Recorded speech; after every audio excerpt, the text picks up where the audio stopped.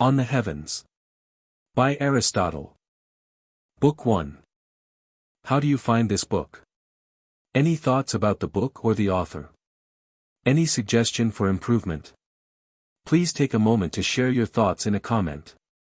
If you like it, share it with your friends who might enjoy it as well. Subscribe to keep in touch. Visit completeaudiobooks.com for more quality content. Part 1. The science which has to do with nature clearly concerns itself for the most part with bodies and magnitudes and their properties and movements, but also with the principles of this sort of substance, as many as they may be. For of things constituted by nature some are bodies and magnitudes, some possess body and magnitude, and some are principles of things which possess these. Now a continuum is that which is divisible into parts always capable of subdivision, and a body is that which is every way divisible. A magnitude if divisible one way is a line, if two ways a surface, and if three a body. Beyond these there is no other magnitude, because the three dimensions are all that there are, and that which is divisible in three directions is divisible in all. For, as the Pythagoreans say, the world and all that is in it is determined by the number 3, since beginning and middle and end give the number of an all, and the number they give is the triad. And so, having taken these three from nature as, so to speak, laws of it, we make further use of the number 3 in the worship of the gods. Further, we use the terms in practice in this way. Of two things, or men, we say, both, but not all. 3 is the first number to which the term all has been appropriated. And in this, as we have said, we do but follow the lead which nature gives. Therefore, since every and all and complete do not differ from one another in respect of form, but only, if at all, in their matter and in that to which they are applied, body alone among magnitudes can be complete. For it alone is determined by the three dimensions, that is an all. But if it is divisible in three dimensions it is every way divisible, while the other magnitudes are divisible in one dimension or in two alone, for the divisibility and continuity of magnitudes depend upon the number of the dimensions. One sort being continuous in one direction, another in two, another in all. All magnitudes, then, which are divisible are also continuous. Whether we can also say that whatever is continuous is divisible does not yet, on our present grounds, appear. One thing, however, is clear. We cannot pass beyond body to a further kind, as we passed from length to surface, and from surface to body.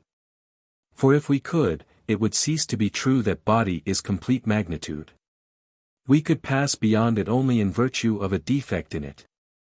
And that which is complete cannot be defective, since it has being in every respect. Now bodies which are classed as parts of the whole are each complete according to our formula, since each possesses every dimension. But each is determined relatively to that part which is next to it by contact, for which reason each of them is in a sense many bodies. But the whole of which they are parts must necessarily be complete, and thus, in accordance with the meaning of the word, have being, not in some respect only, but in every respect. Part 2. The question as to the nature of the whole, whether it is infinite in size or limited in its total mass, is a matter for subsequent inquiry. We will now speak of those parts of the whole which are specifically distinct. Let us take this as our starting point. All natural bodies and magnitudes we hold to be, as such, capable of locomotion, for nature, we say, is their principle of movement. But all movement that is in place, all locomotion, as we term it, is either straight or circular or a combination of these two, which are the only simple movements. And the reason of this is that these two, the straight and the circular line, are the only simple magnitudes.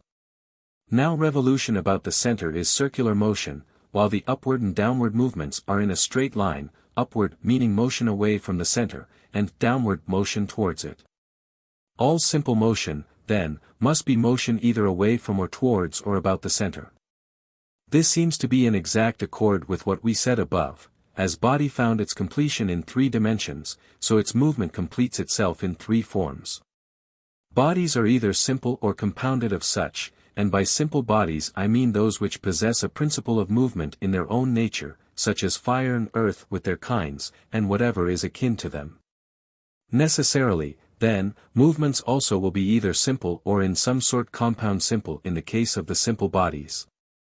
Compound in that of the composite, and in the latter case the motion will be that of the simple body which prevails in the composition. Supposing, then, that there is such a thing as simple movement, and that circular movement is an instance of it. And that both movement of a simple body is simple and simple movement is of a simple body, for if it is movement of a compound it will be in virtue of a prevailing simple element.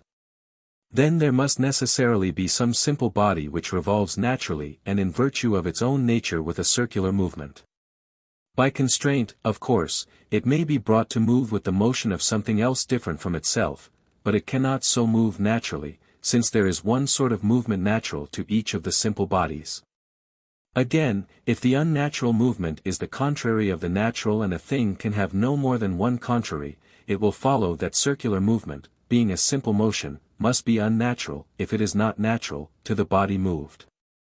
If then, 1, the body, whose movement is circular, is fire or some other element, its natural motion must be the contrary of the circular motion. But a single thing has a single contrary. And upward and downward motion are the contraries of one another. If, on the other hand, 2, the body moving with this circular motion which is unnatural to it is something different from the elements, there will be some other motion which is natural to it. But this cannot be. For if the natural motion is upward, it will be fire or air, and if downward, water or earth. Further, this circular motion is necessarily primary. For the perfect is naturally prior to the imperfect, and the circle is a perfect thing.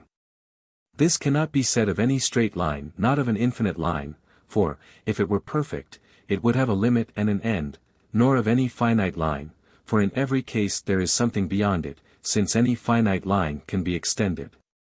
And so, since the prior movement belongs to the body which naturally prior, and circular movement is prior to straight. And movement in a straight line belongs to simple bodies, fire moving straight upward and earthy bodies straight downward towards the center. Since this is so, it follows that circular movement also must be the movement of some simple body. For the movement of composite bodies is, as we said, determined by that simple body which preponderates in the composition. These premises clearly give the conclusion that there is in nature some bodily substance other than the formations we know, prior to them all and more divine than they.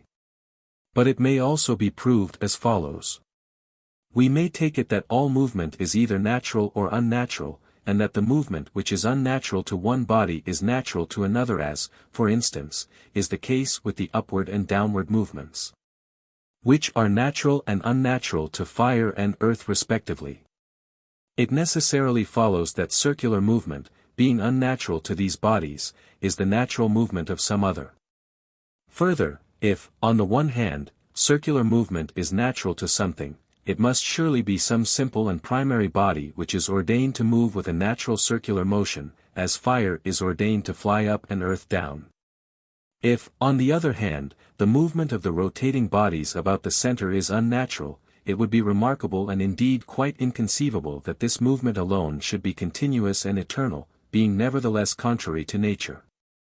At any rate, the evidence of all other cases goes to show that it is the unnatural which quickest passes away.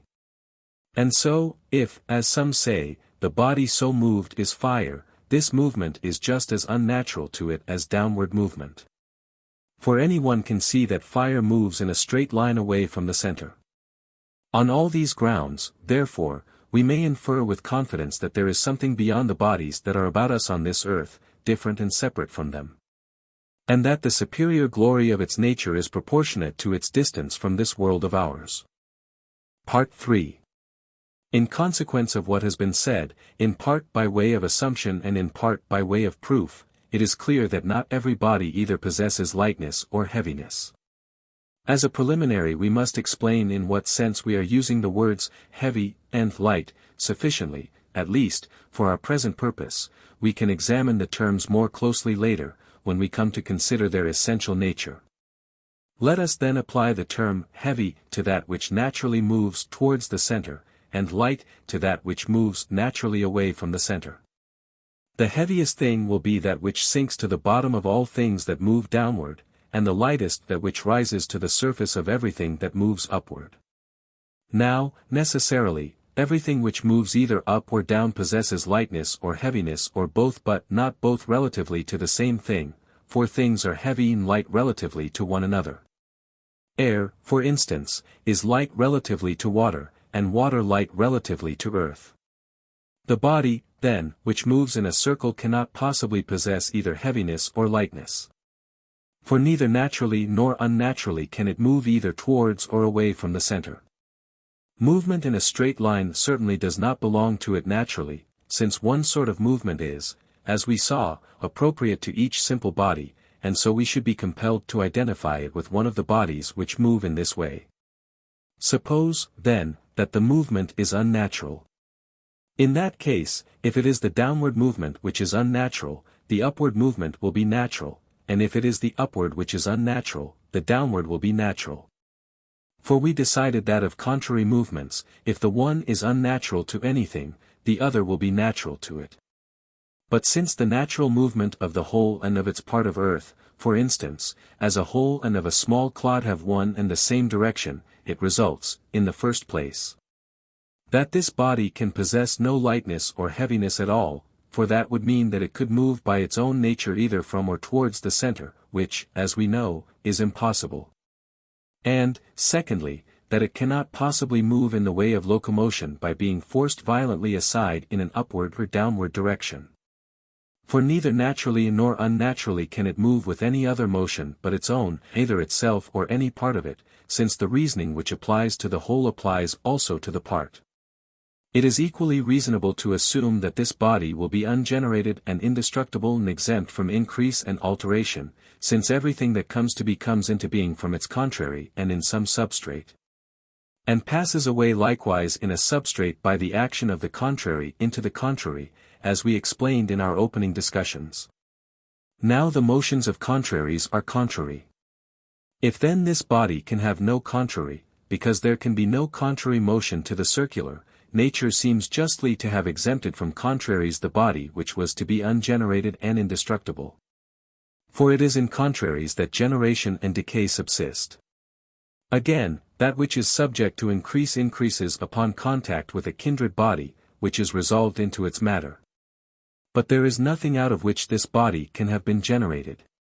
And if it is exempt from increase and diminution, the same reasoning leads us to suppose that it is also unalterable.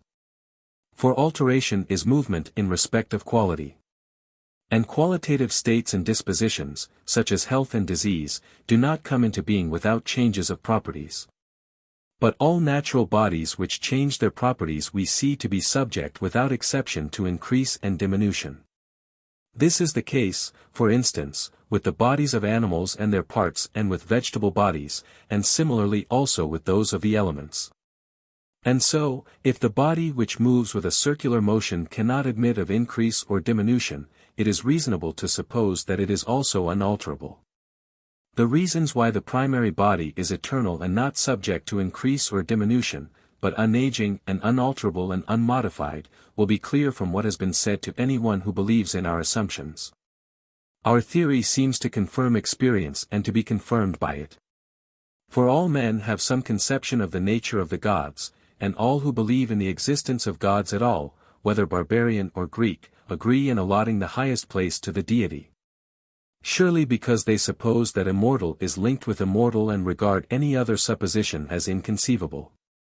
If then there is, as there certainly is, anything divine, what we have just said about the primary bodily substance was well said.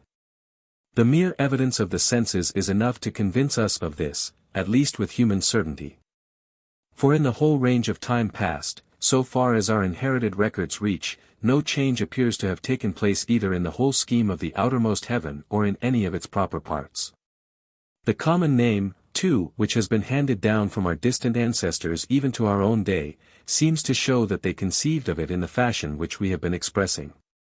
The same ideas, one must believe, recur in men's minds not once or twice but again and again. And so, implying that the primary body is something else beyond earth, fire, air, and water, they gave the highest place a name of its own, aether, derived from the fact that it runs always for an eternity of time. Anaxagoras, however, scandalously misuses this name, taking aether as equivalent to fire. It is also clear from what has been said why the number of what we call simple bodies cannot be greater than it is.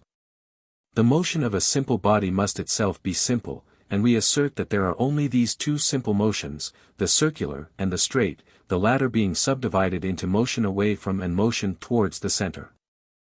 Part 4.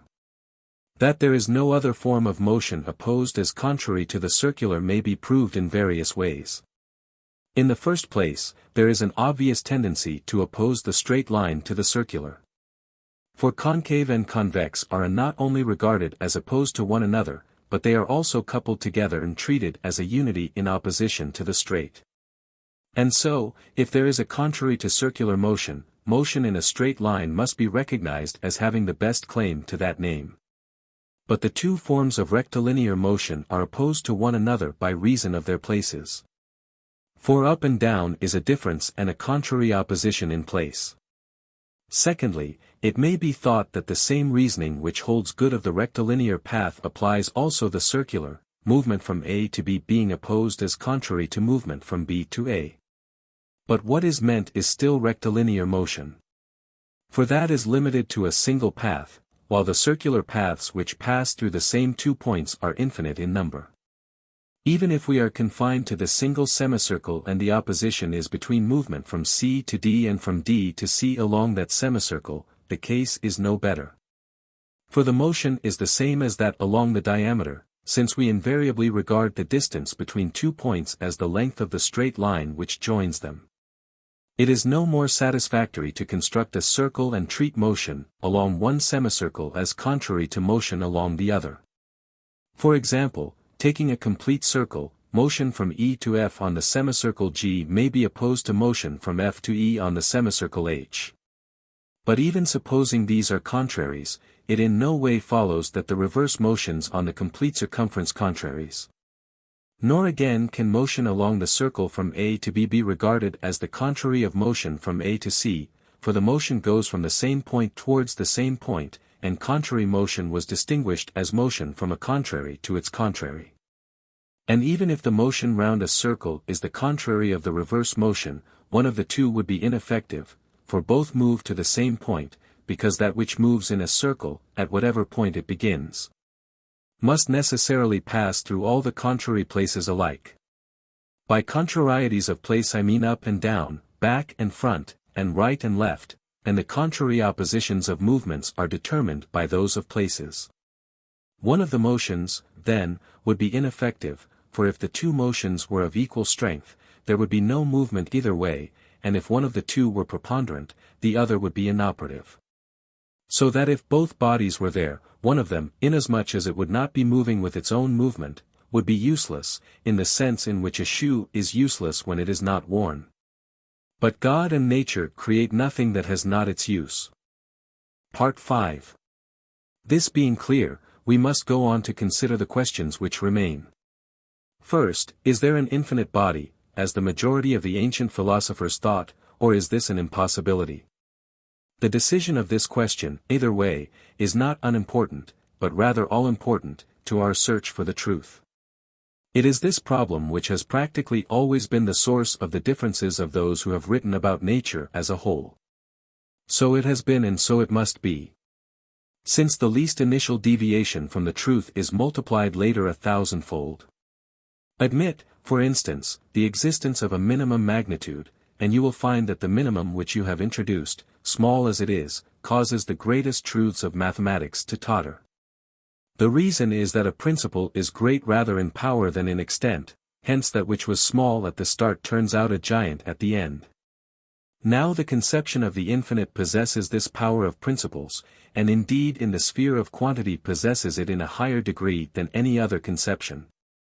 So that it is in no way absurd or unreasonable that the assumption that an infinite body exists should be of peculiar moment to our inquiry. The infinite, then, we must now discuss, opening the whole matter from the beginning. Every body is necessarily to be classed either as simple or as composite. The infinite body, therefore, will be either simple or composite. But it is clear, further, that if the simple bodies are finite, the composite must also be finite. Since that which is composed of bodies finite both in number and in magnitude is itself finite in respect of number and magnitude, its quantity is in fact the same as that of the bodies which compose it. What remains for us to consider, then, is whether any of the simple bodies can be infinite in magnitude, or whether this is impossible. Let us try the primary body first, and then go on to consider the others.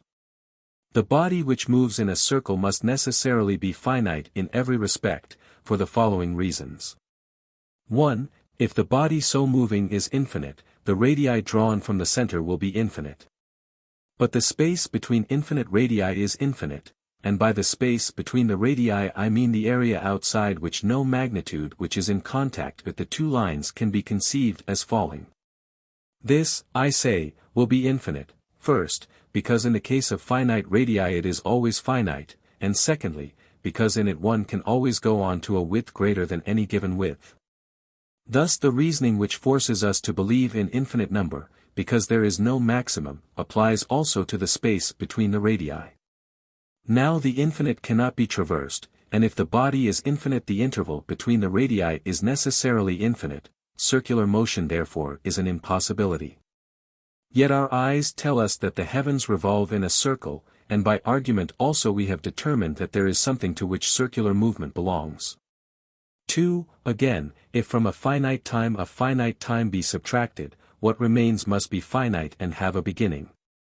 And if the time of a journey has a beginning, there must be a beginning also of the movement, and consequently also of the distance traversed.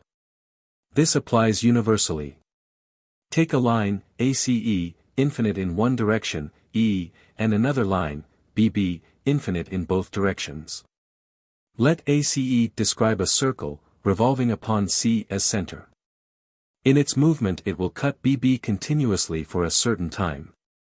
This will be a finite time, since the total time is finite in which the heavens complete their circular orbit, and consequently the time subtracted from it, during which the one line in its motion cuts the other, is also finite. Therefore there will be a point at which ACE began for the first time to cut BB. This, however, is impossible. The infinite, then, cannot revolve in a circle, nor could the world, if it were infinite. 3. That the infinite cannot move may also be shown as follows. Let it be a finite line moving past the finite line, B. Of necessity A will pass clear of B and B of A at the same moment, for each overlaps the other to precisely the same extent.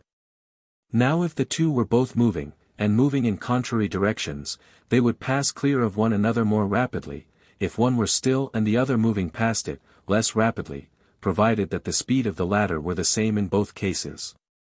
This, however, is clear, that it is impossible to traverse an infinite line in a finite time. Infinite time, then, would be required. This we demonstrated above in the discussion of movement. And it makes no difference whether a finite is passing by an infinite or an infinite by a finite. For when A is passing B, then B overlaps A and it makes no difference whether B is moved or unmoved, except that, if both move, they pass clear of one another more quickly. It is, however, quite possible that a moving line should in certain cases pass one which is stationary quicker than it passes one moving in an opposite direction. One has only to imagine the movement to be slow where both move and much faster where one is stationary. To suppose one line stationary, then, makes no difficulty for our argument, since it is quite possible for A to pass B at a slower rate when both are moving than when only one is. If, therefore, the time which the finite moving line takes to pass the other is infinite, then necessarily the time occupied by the motion of the infinite past the finite is also infinite. For the infinite to move at all is thus absolutely impossible, since the very smallest movement conceivable must take an infinity of time. Moreover, the heavens certainly revolve, and they complete their circular orbit in a finite time. So that they pass round the whole extent of any line within their orbit, such as the finite line AB. The revolving body, therefore, cannot be infinite.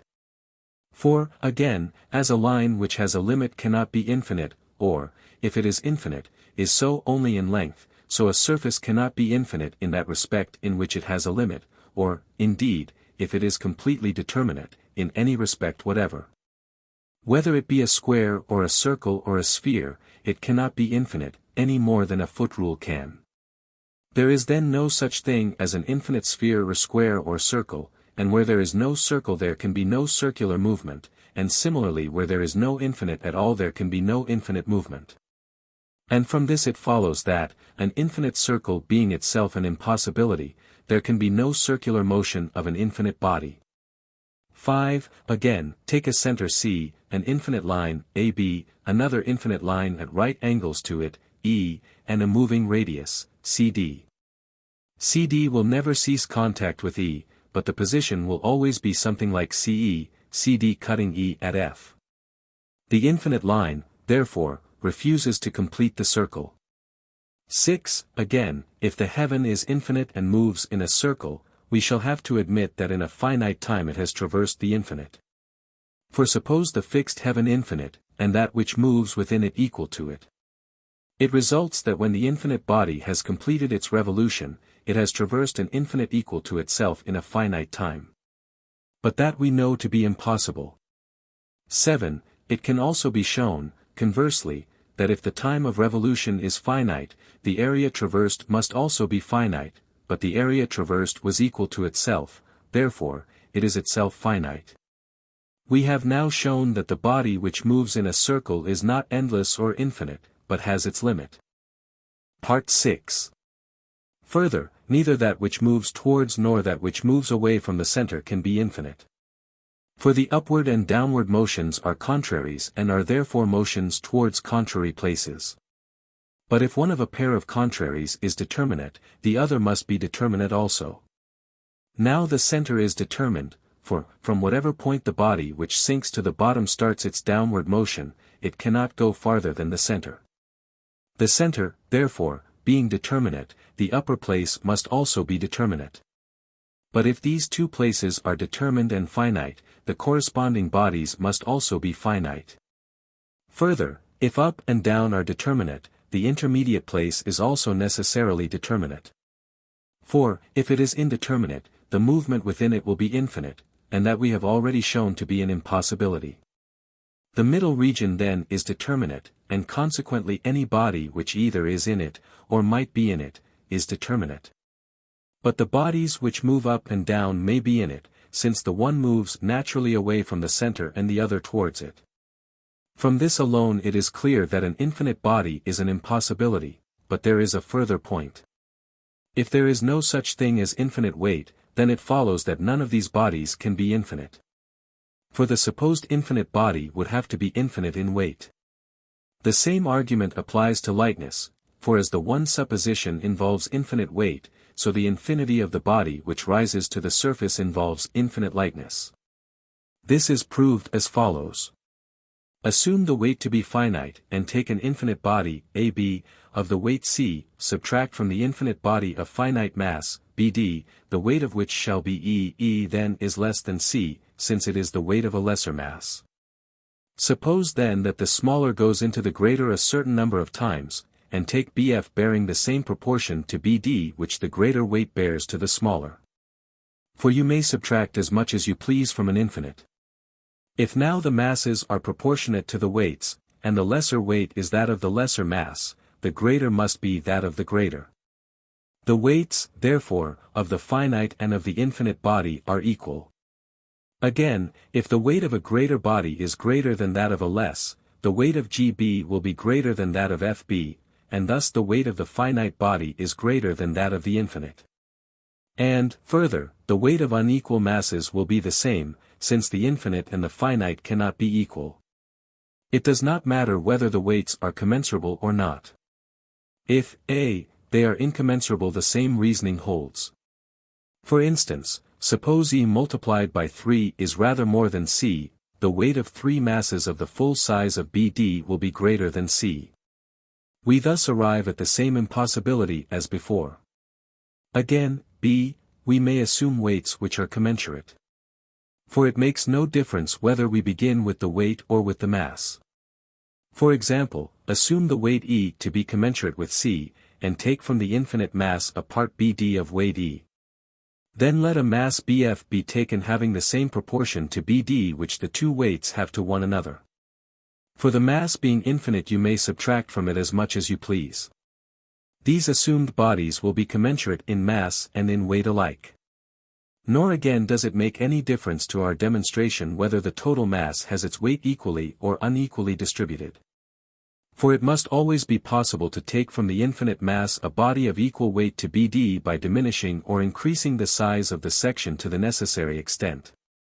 From what we have said, then, it is clear that the weight of the infinite body cannot be finite. It must then be infinite. We have therefore only to show this to be impossible in order to prove an infinite body impossible. But the impossibility of infinite weight can be shown in the following way.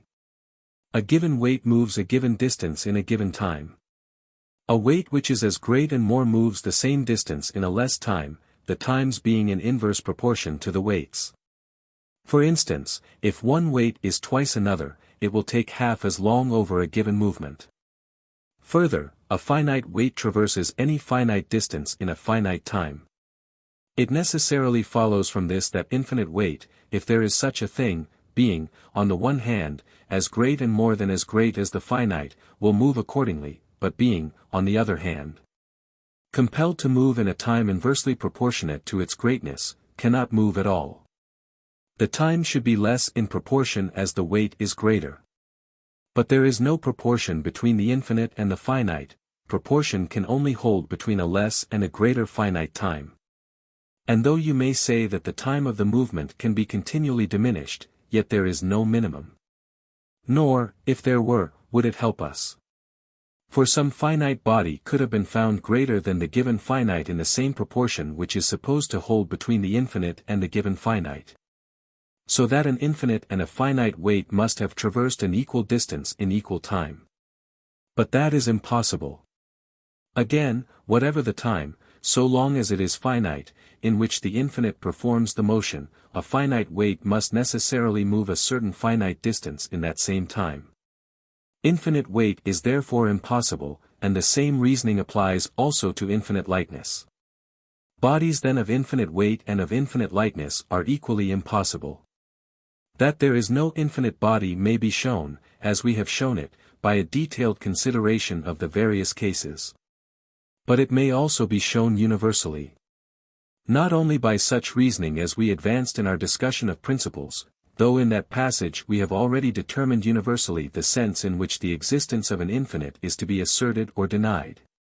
But also suitably to our present purpose in the following way. That will lead us to a further question. Even if the total mass is not infinite, it may yet be great enough to admit a plurality of universes. The question might possibly be raised whether there is any obstacle to our believing that there are other universes composed on the pattern of our own, more than one, though stopping short of infinity. First, however, let us treat of the infinite universally. Part 7. Every body must necessarily be either finite or infinite, and if infinite, either of similar or of dissimilar parts. If its parts are dissimilar, they must represent either a finite or an infinite number of kinds. That the kinds cannot be infinite is evident, if our original presuppositions remain unchallenged. For the primary movements being finite in number, the kinds of simple body are necessarily also finite, since the movement of a simple body is simple, and the simple movements are finite, and every natural body must always have its proper motion. Now if the infinite body is to be composed of a finite number of kinds, then each of its parts must necessarily be infinite in quantity, that is to say, the water, fire, and which compose it. But this is impossible, because, as we have already shown, infinite weight and lightness do not exist. Moreover, it would be necessary also that their places should be infinite in extent, so that the movements too of all these bodies would be infinite. But this is not possible, if we are to hold to the truth of our original presuppositions and to the view that neither that which moves downward, nor, by the same reasoning, that which moves upward, can prolong its movement to infinity. For it is true in regard to quality, quantity, and place alike that any process of change is impossible which can have no end. I mean that if it is impossible for a thing to have come to be white, or a cubit long, or in Egypt, it is also impossible for it to be in process of coming to be any of these. It is thus impossible for a thing to be moving to a place at which in its motion it can never by any possibility arrive.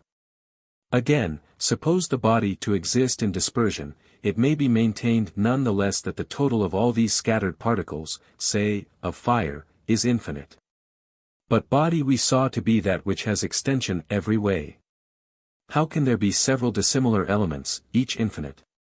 Each would have to be infinitely extended every way. It is no more conceivable, again, that the infinite should exist as a whole of similar parts. For, in the first place, there is no other, straight, movement beyond those mentioned, we must therefore give it one of them. And if so, we shall have to admit either infinite weight or infinite lightness. Nor, secondly, could the body whose movement is circular be infinite, since it is impossible for the infinite to move in a circle. This, indeed, would be as good as saying that the heavens are infinite, which we have shown to be impossible. Moreover, in general, it is impossible that the infinite should move at all. If it did, it would move either naturally or by constraint, and if by constraint, it possesses also a natural motion, that is to say, there is another place, infinite like itself, to which it will move. But that is impossible. That in general it is impossible for the infinite to be acted upon by the finite or to act upon it may be shown as follows. 1. The infinite cannot be acted upon by the finite. Let A be an infinite, be A finite, see the time of a given movement produced by one in the other. Suppose, then, that A was heated, or impelled, or modified in any way, or caused to undergo any sort of movement whatever, by in the time C. Let D be less than B, and, assuming that a lesser agent moves a lesser patient in an equal time, call the quantity thus modified by D, E. Then, as D is to B, so is E to some finite quantum. We assume that the alteration of equal by equal takes equal time, and the alteration of less by less or of greater by greater takes the same time, if the quantity of the patient is such as to keep the proportion which obtains between the agents. Greater and less. If so, no movement can be caused in the infinite by any finite agent in any time whatever. For a less agent will produce that movement in a less patient in an equal time, and the proportionate equivalent of that patient will be a finite quantity, since no proportion holds between finite and infinite. 2. The infinite cannot act upon the finite. Nor, again, can the infinite produce a movement in the finite in any time whatever. Let A be an infinite, be A finite, see the time of action. In the time C, D will produce that motion in a patient less than B, say F. Then take E, bearing the same proportion to D as the whole BF bears to F, E will produce the motion in BF in the time C. Thus the finite and infinite effect the same alteration in equal times. But this is impossible, for the assumption is that the greater affects it in a shorter time. It will be the same with any time that can be taken, so that there will no time in which the infinite can effect this movement. And, as to infinite time, in that nothing can move another or be moved by it. For such time has no limit, while the action and reaction have. 3. There is no interaction between infinites. Nor can infinite be acted upon in any way by infinite. Let A and B be infinites, CD being the time of the action A of upon B. Now the whole B was modified in a certain time, and the part of this infinite, E, cannot be so modified in the same time, since we assume that a less quantity makes the movement in a less time. Let E then, when acted upon by A, complete the movement in the time D. Then, as D is to CD, so is E to some finite part of B. This part will necessarily be moved by A in the time CD. For we suppose that the same agent produces a given effect on a greater and a smaller mass in longer and shorter times, the times and masses varying proportionately. There is thus no finite time in which infinites can move one another. Is there time then infinite? No, for infinite time has no end, but the movement communicated has. If therefore every perceptible body possesses the power of acting or of being acted upon, or both of these, it is impossible that an infinite body should be perceptible. All bodies, however, that occupy place are perceptible. There is therefore no infinite body beyond the heaven. Nor again is there anything of limited extent beyond it. And so beyond the heaven there is no body at all. For if you suppose it an object of intelligence, it will be in a place, since place is what within and beyond denote, and therefore an object of perception. But nothing that is not in a place is perceptible. The question may also be examined in the light of more general considerations as follows. The infinite, considered as a whole of similar parts, cannot, on the one hand, move in a circle. For there is no center of the infinite, and that which moves in a circle moves about the center. Nor again can the infinite move in a straight line. For there would have to be another place infinite like itself to be the goal of its natural movement, and another, equally great, for the goal of its unnatural movement. Moreover, whether its rectilinear movement is natural or constrained, in either case the force which causes its motion will have to be infinite. For infinite force is force of an infinite body, and of an infinite body the force is infinite. So the motive body also will be infinite. The proof of this is given in our discussion of movement, where it is shown that no finite thing possesses infinite power, and no infinite thing finite power. If then that which moves naturally can also move unnaturally, there will be two infinites, one which causes, and another which exhibits the latter motion. Again, what is it that moves the infinite? If it moves itself, it must be animate. But how can it possibly be conceived as an infinite animal? And if there is something else that moves it, there will be two infinites, that which moves and that which is moved, differing in their form and power. If the whole is not continuous, but exists, as Democritus and Leucippus think, in the form of parts separated by void, there must necessarily be one movement of all the multitude. They are distinguished, we are told, from one another by their figures, but their nature is one, like many pieces of gold separated from one another. But each piece must, as we assert, have the same motion. For a single clod moves to the same place as the whole mass of earth, and a spark to the same place as the whole mass of fire. So that if it be weight that all possess, no body is, strictly speaking, light, and if lightness be universal, none is heavy. Moreover, whatever possesses weight or lightness will have its place either at one of the extremes or in the middle region. But this is impossible while the world is conceived as infinite. And, generally, that which has no center or extreme limit, no up or down, gives the bodies a no place for their motion, and without that movement is impossible. A thing must move either naturally or unnaturally, and the two movements are determined by the proper and alien places. Again, a place in which a thing rests or to which it moves unnaturally, must be the natural place for some other body, as experience shows. Necessarily, therefore, not everything possesses weight or lightness, but some things do and some do not. From these arguments then it is clear that the body of the universe is not infinite. Part 8. We must now proceed to explain why there cannot be more than one heaven, the further question mentioned above. For it may be thought that we have not proved universal of bodies, that none whatever can exist outside our universe, and that our argument applied only to those of indeterminate extent. Now all things rest and move naturally and by constraint. A thing moves naturally to a place in which it rests without constraint, and rests naturally in a place to which it moves without constraint. On the other hand, a thing moves by constraint to a place in which it rests by constraint, and rests by constraint in a place to which it moves by constraint.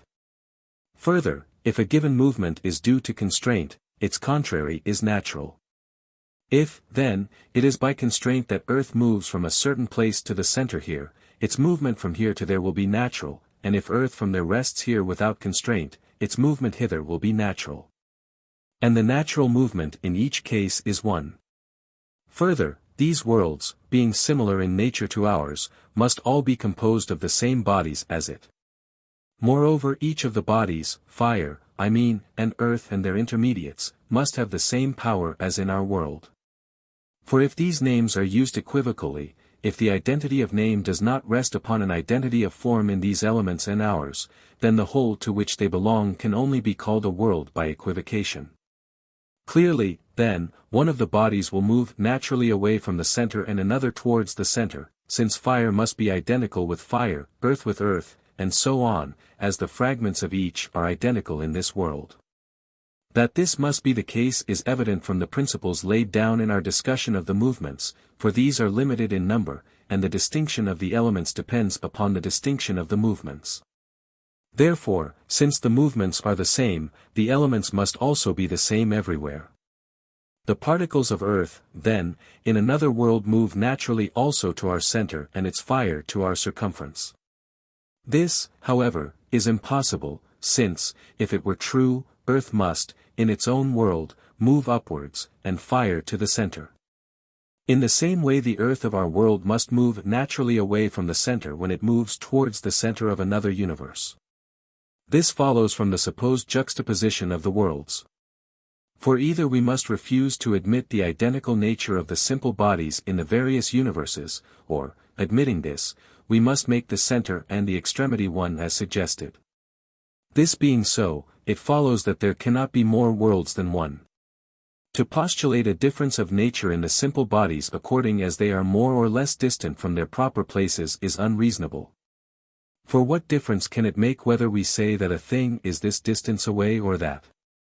One would have to suppose a difference proportionate to the distance and increasing with it, but the form is in fact the same. Moreover, the bodies must have some movement, since the fact that they move is quite evident. Are we to say then that all their movements, even those which are mutually contrary, are due to constraint? No, for a body which has no natural movement at all cannot be moved by constraint. If then the bodies have a natural movement, the movement of the particular instances of each form must necessarily have for goal a place numerically one, i.e., a particular center or a particular extremity. If it be suggested that the goal in each case is one in form but numerically more than one, on the analogy of particulars which are many though each undifferentiated in form, we reply that the variety of goal cannot be limited to this portion or that but must extend to all alike.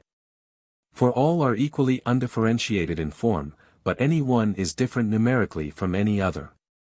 What I mean is this: if the portions in this world behave similarly both to one another and to those in another world, then the portion which is taken hence will not behave differently either from the portions in another world or from those in the same world, but similarly to them, since in form no portion differs from another. The result is that we must either abandon our present assumption or assert that the center and the extremity are each numerically one. But this being so, the heaven, by the same evidence and the same necessary inferences, must be one only and no more. A consideration of the other kinds of movement also makes it plain that there is some point to which earth and fire move naturally. For in general that which is moved changes from something into something, the starting point and the goal being different in form, and always it is a finite change. For instance, to recover health is to change from disease to health, to increase is to change from smallness to greatness.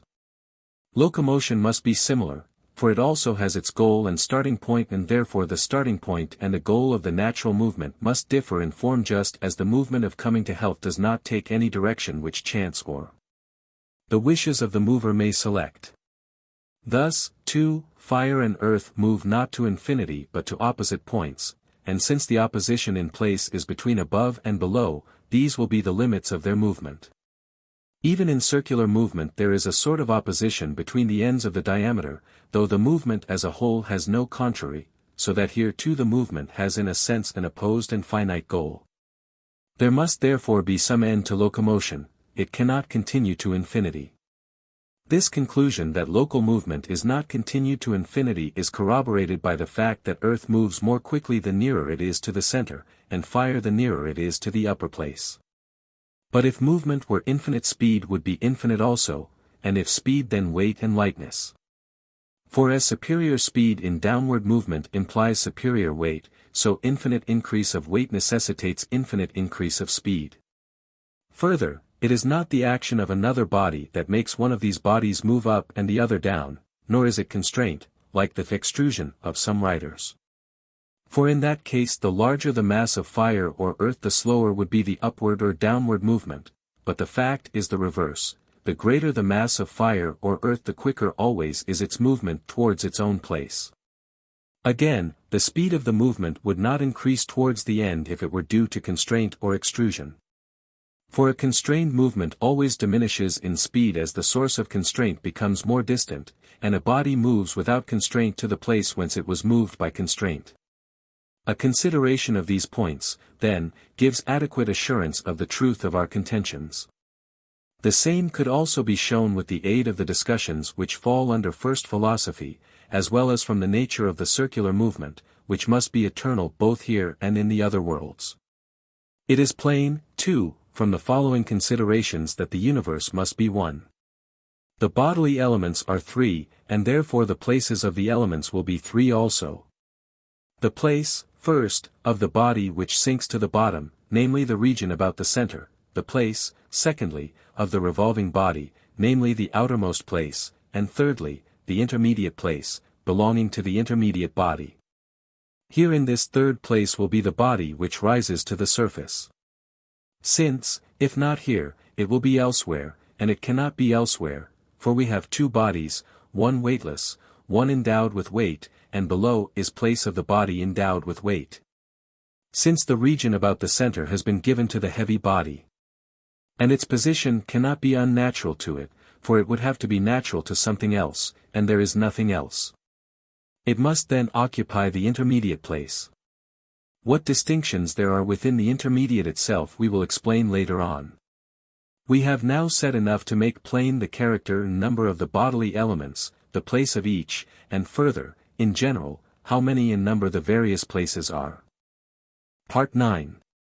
We must show not only that the heaven is one, but also that more than one heaven is and, further, that, as exempt from decay in generation, the heaven is eternal. We may begin by raising a difficulty. From one point of view it might seem impossible that the heaven should be one and unique, since in all formations and products whether of nature or of art we can distinguish the shape in itself and the shape in combination with matter. For instance, the form of the sphere is one thing and the gold or bronze sphere another, the shape of the circle again is one thing, the bronze or wooden circle another. For when we state the essential nature of the sphere or circle we do not include in the formula gold or bronze, because they do not belong to the essence, but if we are speaking of the copper or gold sphere we do include them. We still make the distinction even if we cannot conceive or apprehend any other example beside the particular thing. This may, of course, sometimes be the case. It might be, for instance, that only one circle could be found. Yet none the less the difference will remain between the being of circle and of this particular circle, the one being form, the other form in matter, i.e. a particular thing. Now since the universe is perceptible it must be regarded as a particular. For everything that is perceptible subsists, as we know, in matter. But if it is a particular, there will be a distinction between the being of this universe and of universe unqualified. There is a difference, then, between this universe and simple universe, the second is form and shape, the first form in combination with matter, and any shape or form has, or may have, more than one particular instance. On the supposition of forms such as some assert, this must be the case, and equally on the view that no such entity has a separate existence. For in every case in which the essence is in matter it is a fact of observation that the particulars of like form are several or infinite in number. Hence there either are, or may be, more heavens than one. On these grounds, then, it might be inferred either that there are or that there might be several heavens. We must, however, return and ask how much of this argument is correct and how much not. Now it is quite right to say that the formula of the shape apart from the matter must be different from that of the shape in the matter, and we may allow this to be true. We are not, however, therefore compelled to assert a plurality of worlds.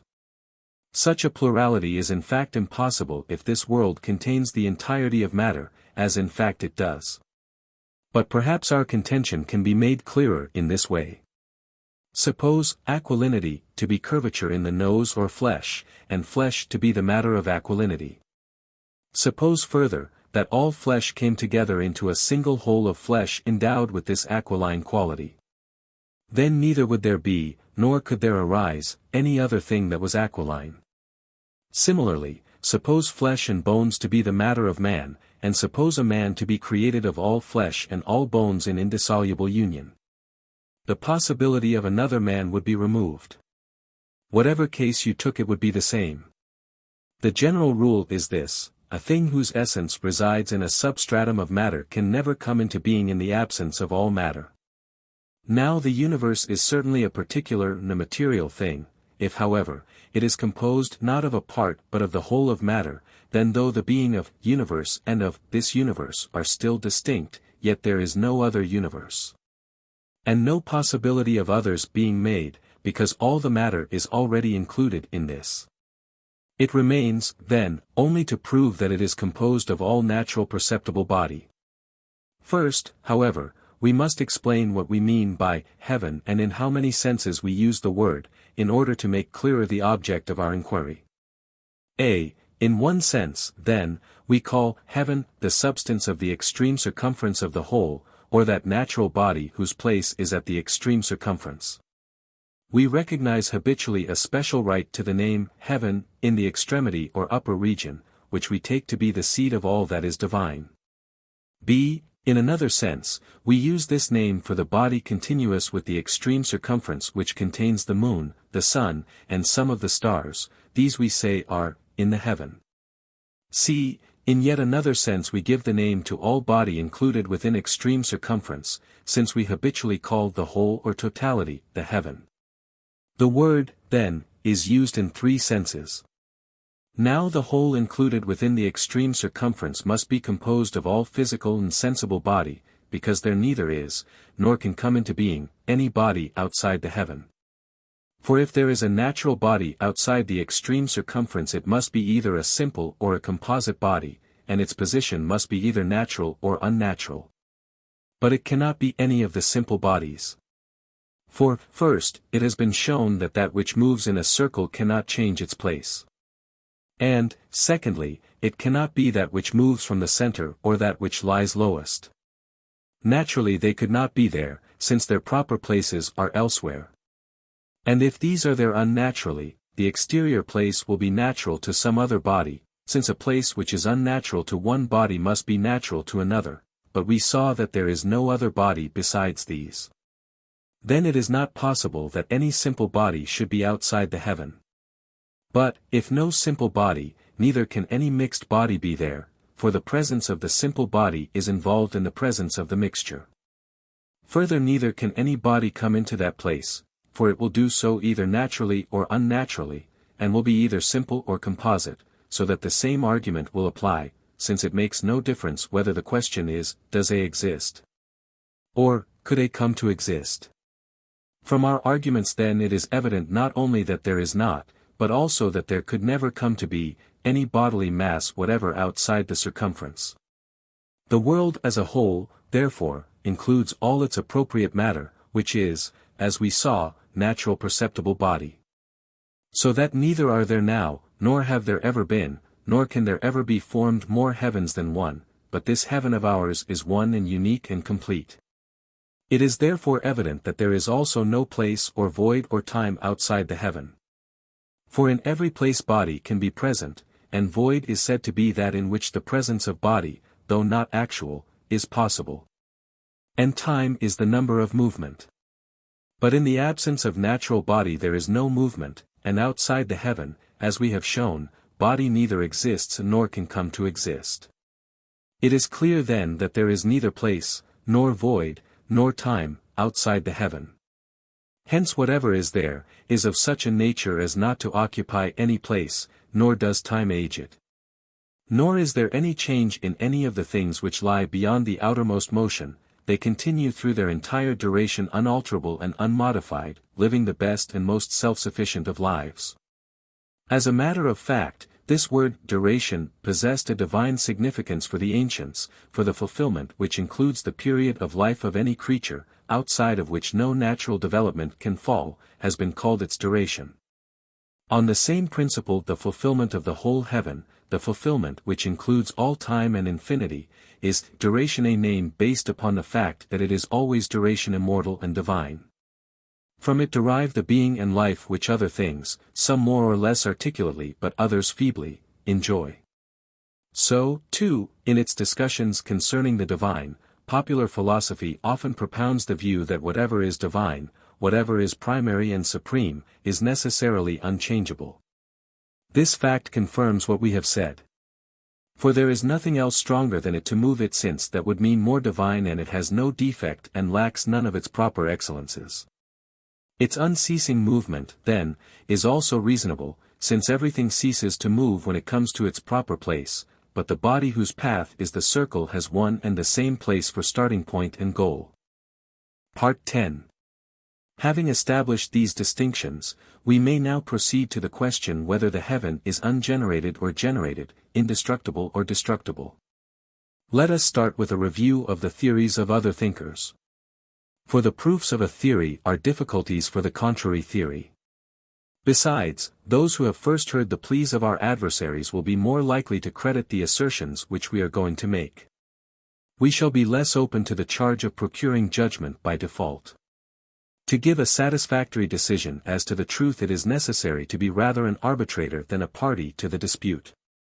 That the world was generated all are agreed, but, generation over, some say that it is eternal, others say that it is destructible like any other natural formation. Others again, with Empedocles of Acragas and Heraclitus of Ephesus, believe that there is alternation in the destructive process, which takes now this direction, now that, and continues without end. Now to assert that it was generated and yet is eternal is to assert the impossible, for we cannot reasonably attribute to anything any characteristics but those which observation detects in many or all instances. But in this case the facts point the other way, generated things are seen always to be destroyed. Further, a thing whose present state had no beginning and which could not have been other than it was at any previous moment throughout its entire duration, cannot possibly be changed. For there will have to be some cause of change, and if this had been present earlier it would have made possible another condition of that to which any other condition was impossible. Suppose that the world was formed out of elements which were formerly otherwise conditioned than as they are now.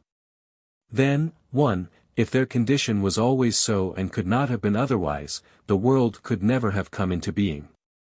And, 2. If the world did come into being, then, clearly, their condition must have been capable of change and not eternal. After combination therefore they will be dispersed, just as in the past after dispersion they came into combination. And this process either has been, or could have been, indefinitely repeated. But if this is so, the world cannot be indestructible, and it does not matter whether the change of condition has actually occurred or remains a possibility.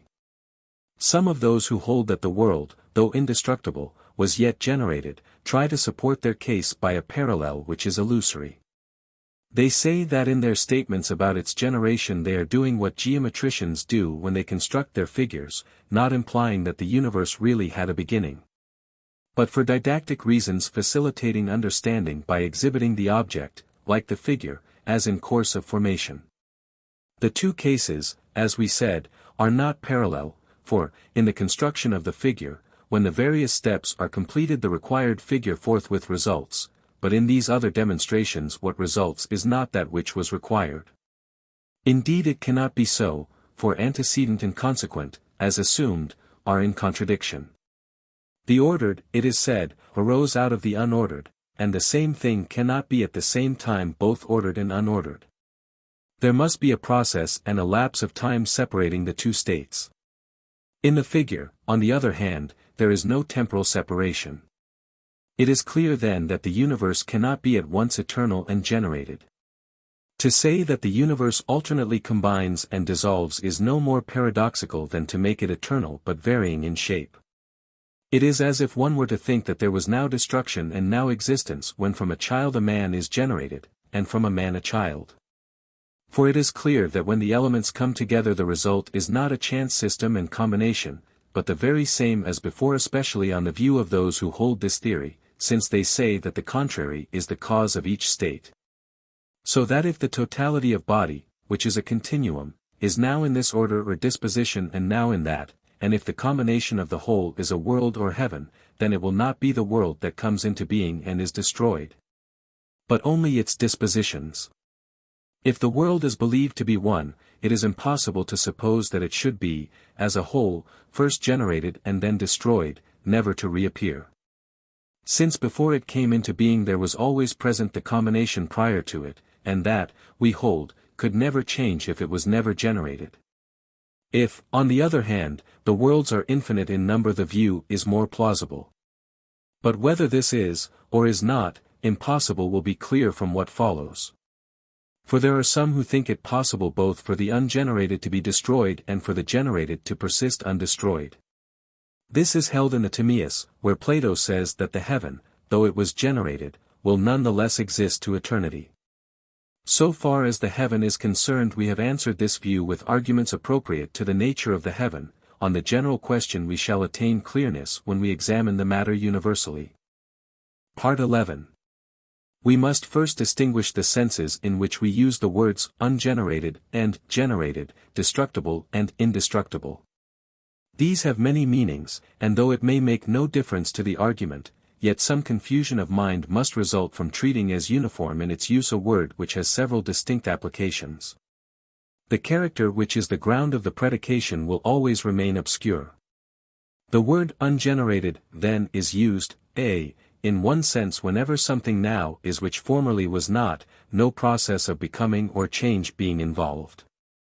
Such is the case, according to some, with contact and motion, since there is no process of coming to be in contact or in motion. b. It is used in another sense, when something which is capable of coming to be, with or without process, does not exist. Such a thing is ungenerated in the sense that its generation is not a fact but a possibility.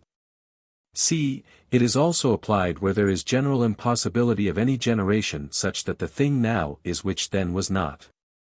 And impossibility has two uses: first, where it is untrue to say that the thing can ever come into being, and secondly, where it cannot do so easily, quickly, or well. In the same way the word generated is used, a, first, where what formerly was not afterwards is, whether a process of becoming was or was not involved, so long as that which then was not, now is.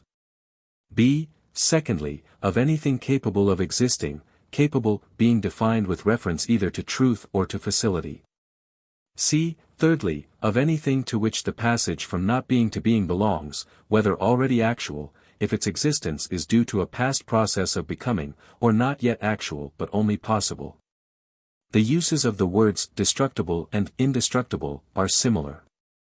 Destructible is applied, a, to that which formerly was and afterwards either is not or might not be, whether a period of being destroyed and changed intervenes or not. And, b, sometimes we apply the word to that which a process of destruction may cause not to be, and also, c, in a third sense, to that which is easily destructible, to the easily destroyed, so to speak. Of the indestructible the same account holds good. It is either, a, that which now is and now is not, without any process of destruction, like contact, which without being destroyed afterwards is not, though formerly it was. Or, b, that which is but might not be, or which will at some time not be, though it now is. For you exist now and so does the contact. Yet both are destructible, because a time will come when it will not be true of you that you exist, nor of these things that they are in contact. Thirdly, c, in its most proper use, it is that which is, but is incapable of any destruction such that the thing which now is later ceases to be or might cease to be. Or again, that which has not yet been destroyed, but in the future may cease to be. For indestructible is also used of that which is destroyed with difficulty. This being so, we must ask what we mean by possible and impossible. For in its most proper use the predicate indestructible is given because it is impossible that the thing should be destroyed, i.e. exist at one time and not at another. And ungenerated also involves impossibility when used for that which cannot be generated, in such fashion that, while formerly it was not, later it is. An instance is a commensurable diagonal. Now when we speak of a power to move or to lift weights, we refer always to the maximum. We speak, for instance, of a power to lift 100 talents or walk 100 stades, though a power to effect the maximum is also a power to effect any part of the maximum, since we feel obliged in defining the power to give the limit or maximum. A thing, then, which is within it.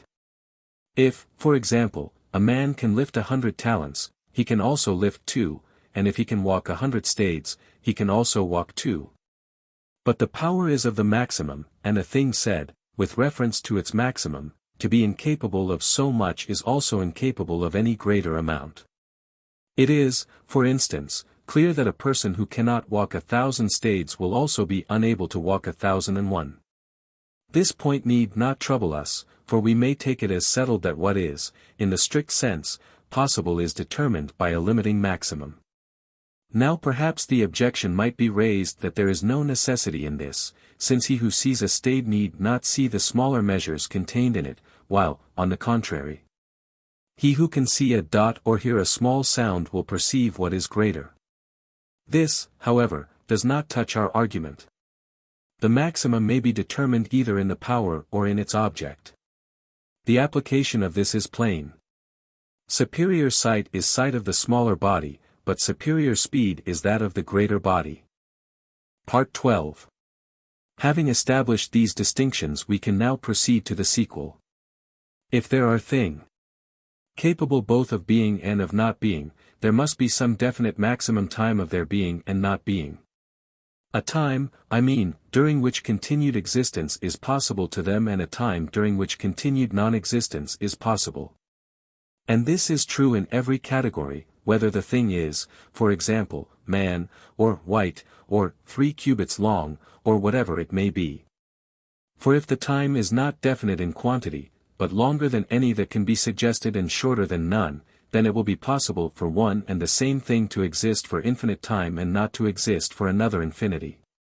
This, however, is impossible. Let us take our start from this point. The impossible and the false have not the same significance. One use of impossible and possible, and false and true, is hypothetical. It is impossible, for instance, on a certain hypothesis that the triangle should have its angles equal to 2 right angles, and on another the diagonal is commensurable. But there are also things possible and impossible, false and true, absolutely. Now it is one thing to be absolutely false, and another thing to be absolutely impossible. To say that you are standing when you are not standing is to assert a falsehood, but not an impossibility. Similarly, to say that a man who is playing the harp, but not singing, is to say what is false but not impossible. To say, however, that you are at once standing and sitting, or that the diagonal is commensurable, is to say what is not only false but also impossible. Thus it is not the same thing to make a false and to make an impossible hypothesis, and from the impossible hypothesis impossible results follow. A man has, it is true, the capacity at once of sitting and of standing, because when he possesses the one he also possesses the other, but it does not follow that he can at once sit and stand, only that at another time he can do the other also. But if a thing has for infinite time more than one capacity, another time is impossible and the times must coincide. Thus if a thing which exists for infinite time is destructible, it will have the capacity of not being. Now if it exists for infinite time, let this capacity be actualized, and it will be in actuality at once existent and non-existent. Thus a false conclusion would follow because a false assumption was made, but if what was assumed had not been impossible, its consequence would not have been impossible. Anything then which always exists is absolutely imperishable. It is also ungenerated, since if it was generated it will have the power for some time of not being. For as that which formerly was, but now is not, or is capable at some future time of not being, is destructible, so that which is capable of formerly not having been is generated. But in the case of that which always is, there is no time for such a capacity of not being, whether the supposed time is finite or infinite, for its capacity of being must include the finite time since it covers infinite time. It is therefore impossible that one and the same thing should be capable of always existing and of always not existing. And, not always existing, the contradictory, is also excluded. Thus it is impossible for a thing always to exist and yet to be destructible. Nor, similarly, can it be generated. For of two attributes if B cannot be present without A, the impossibility A of proves the impossibility of B. What always is, then, since it is incapable of ever not being, cannot possibly be generated. But since the contradictory of that which is always capable of being that which is not always capable of being, while that which is always capable of not being is the contrary, whose contradictory in turn is that which is not always capable of not being, it is necessary that the contradictories of both terms should be predicable of one and the same thing. And thus that, intermediate between what always is and what always is not, there should be that to which being and not being are both possible. For the contradictory of each will at times be true of it unless it always exists. Hence that which not always is not will sometimes be and sometimes not be. And it is clear that this is true also of that which cannot always be but sometimes is and therefore sometimes is not. One thing, then, will have the power of being, and will thus be intermediate between the other two. Expressed universally our argument is as follows. Let there be two attributes, A and B, not capable of being present in any one thing together, while either A or C and either B or D are capable of being present in everything. Then C and D must be predicated of everything of which neither A nor B is predicated. Let E lie between A and B, for that which is neither of two contraries is a mean between them. In E both C and D must be present, for either A or C is present everywhere and therefore in E. Since then A is impossible, C must be present, and the same argument holds of D. Neither that which always is, therefore, nor that which always is not is either generated or destructible. And clearly whatever is generated or destructible is not eternal. If it were, it would be at once capable of always being and capable of not always being, but it has already been shown that this is impossible. Surely then whatever is ungenerated and in being must be eternal, and whatever is indestructible and in being must equally be so. I use the words ungenerated and indestructible in their proper sense, ungenerated for that which now is and could not at any previous time have been truly said not to be. Indestructible for that which now is and cannot at any future time be truly said not to be. If, again, the two terms are coincident, if the ungenerated is indestructible, and the indestructible ungenerated, then each of them is coincident with eternal. Anything ungenerated is eternal and anything indestructible is eternal. This is clear too from the definition of the terms, whatever is destructible must be generated, for it is either ungenerated, or generated, but, if ungenerated, it is by hypothesis indestructible. Whatever, further, is generated must be destructible. For it is either destructible or indestructible, but, if indestructible, it is by hypothesis ungenerated. If, however, indestructible and ungenerated are not coincident, there is no necessity that either the ungenerated or the indestructible should be eternal. But they must be coincident, for the following reasons. The terms generated and destructible are coincident. This is obvious from our former remarks, since between what always is and what always is not there is an intermediate which is neither, and that intermediate is the generated and destructible. For whatever is either of these is capable both of being and of not being for a definite time. In either case, I mean, there is a certain period of time during which the thing is and another during which it is not. Anything therefore which is generated or destructible must be intermediate. Now let A be that which always is and B that which always is not, C the generated, and D the destructible. Then C must be intermediate between A and B. For in their case there is no time in the direction of either limit, in which either A is not or B is. But for the generated there must be such a time either actually or potentially, though not for A and B in either way. C then will be, and also not be, for a limited length of time, and this is true also of D, the destructible. Therefore each is both generated and destructible. Therefore generated and destructible are coincident. Now let E stand for the ungenerated, F for the generated, G for the indestructible, and H for the destructible. As for F and H, it has been shown that they are coincident. But when terms stand to one another as these do, F and H coincident. Book 2. Part 1. That the heaven as a whole neither came into being nor admits of destruction, as some assert, but is one and eternal, with no end or beginning of its total duration, containing and embracing in itself the infinity of time. We may convince ourselves not only by the arguments already set forth but also by a consideration of the views of those who differ from us in providing for its generation.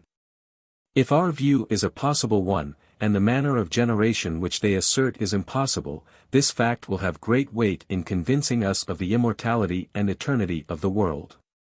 Hence it is well to persuade oneself of the truth of the ancient and truly traditional theories, that there is some immortal and divine thing which possesses movement.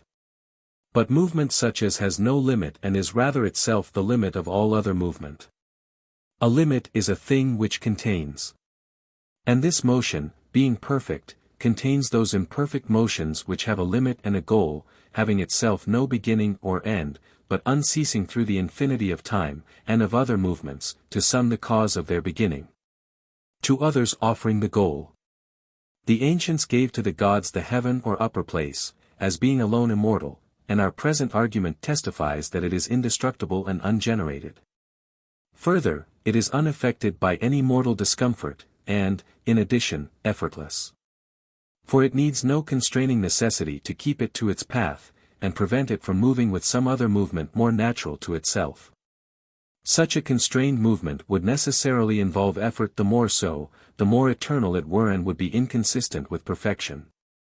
Hence we must not believe the old tale which says that the world needs some Atlas to keep its safe tale composed, it would seem, by men who, like later thinkers, conceived of all the upper bodies as earthy and endowed with weight, and therefore supported it in their fabulous way upon animate necessity.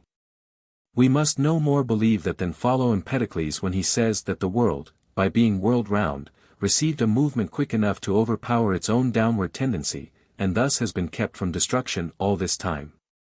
Nor, again, is it conceivable that it should persist eternally by the necessitation of a soul. For a soul could not live in such conditions painlessly or happily, since the movement involves constraint, being imposed on the first body, whose natural motion is different, and imposed continuously.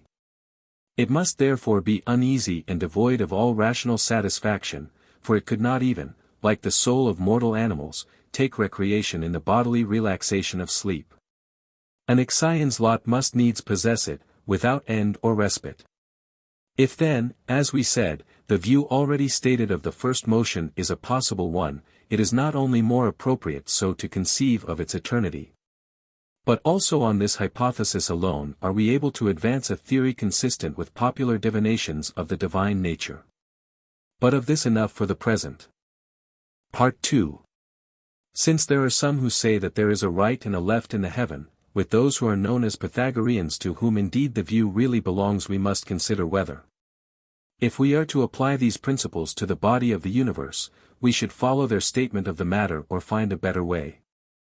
At the start we may say that, if right and left are applicable, there are prior principles which must first be applied. These principles have been analyzed in the discussion of the movements of animals, for the reason that they are proper to animal nature.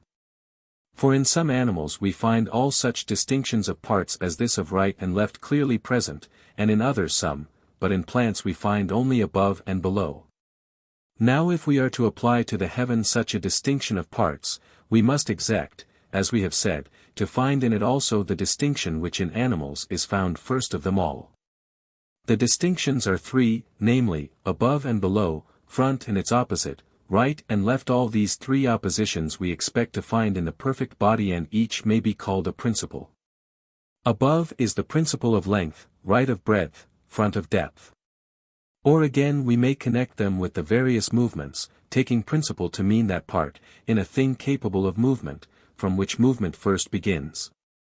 Growth starts from above, locomotion from the right, sense movement from in front, for front is simply the part to which the senses are directed. Hence we must not look for above and below, right and left, front and back, in every kind of body, but only in those which, being animate, have a principle of movement within themselves. For in no inanimate thing do we observe a part from which movement originates. Some do not move at all, some move, but not indifferently in any direction, fire, for example, only upward, and earth only to the center. It is true that we speak of above and below, right and left, in these bodies relatively to ourselves. The reference may be to our own right hands, as with the diviner, or to some similarity to our own members, such as the parts of a statue possess.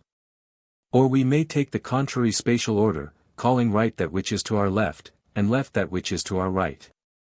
We observe, however, in the things themselves none of these distinctions. Indeed, if they are turned round, we proceed to speak of the opposite parts as right and left, a buoy land below, front and back. Hence it is remarkable that the Pythagoreans should have spoken of these two principles, right and left, only, to the exclusion of the other four, which have as good a title as they.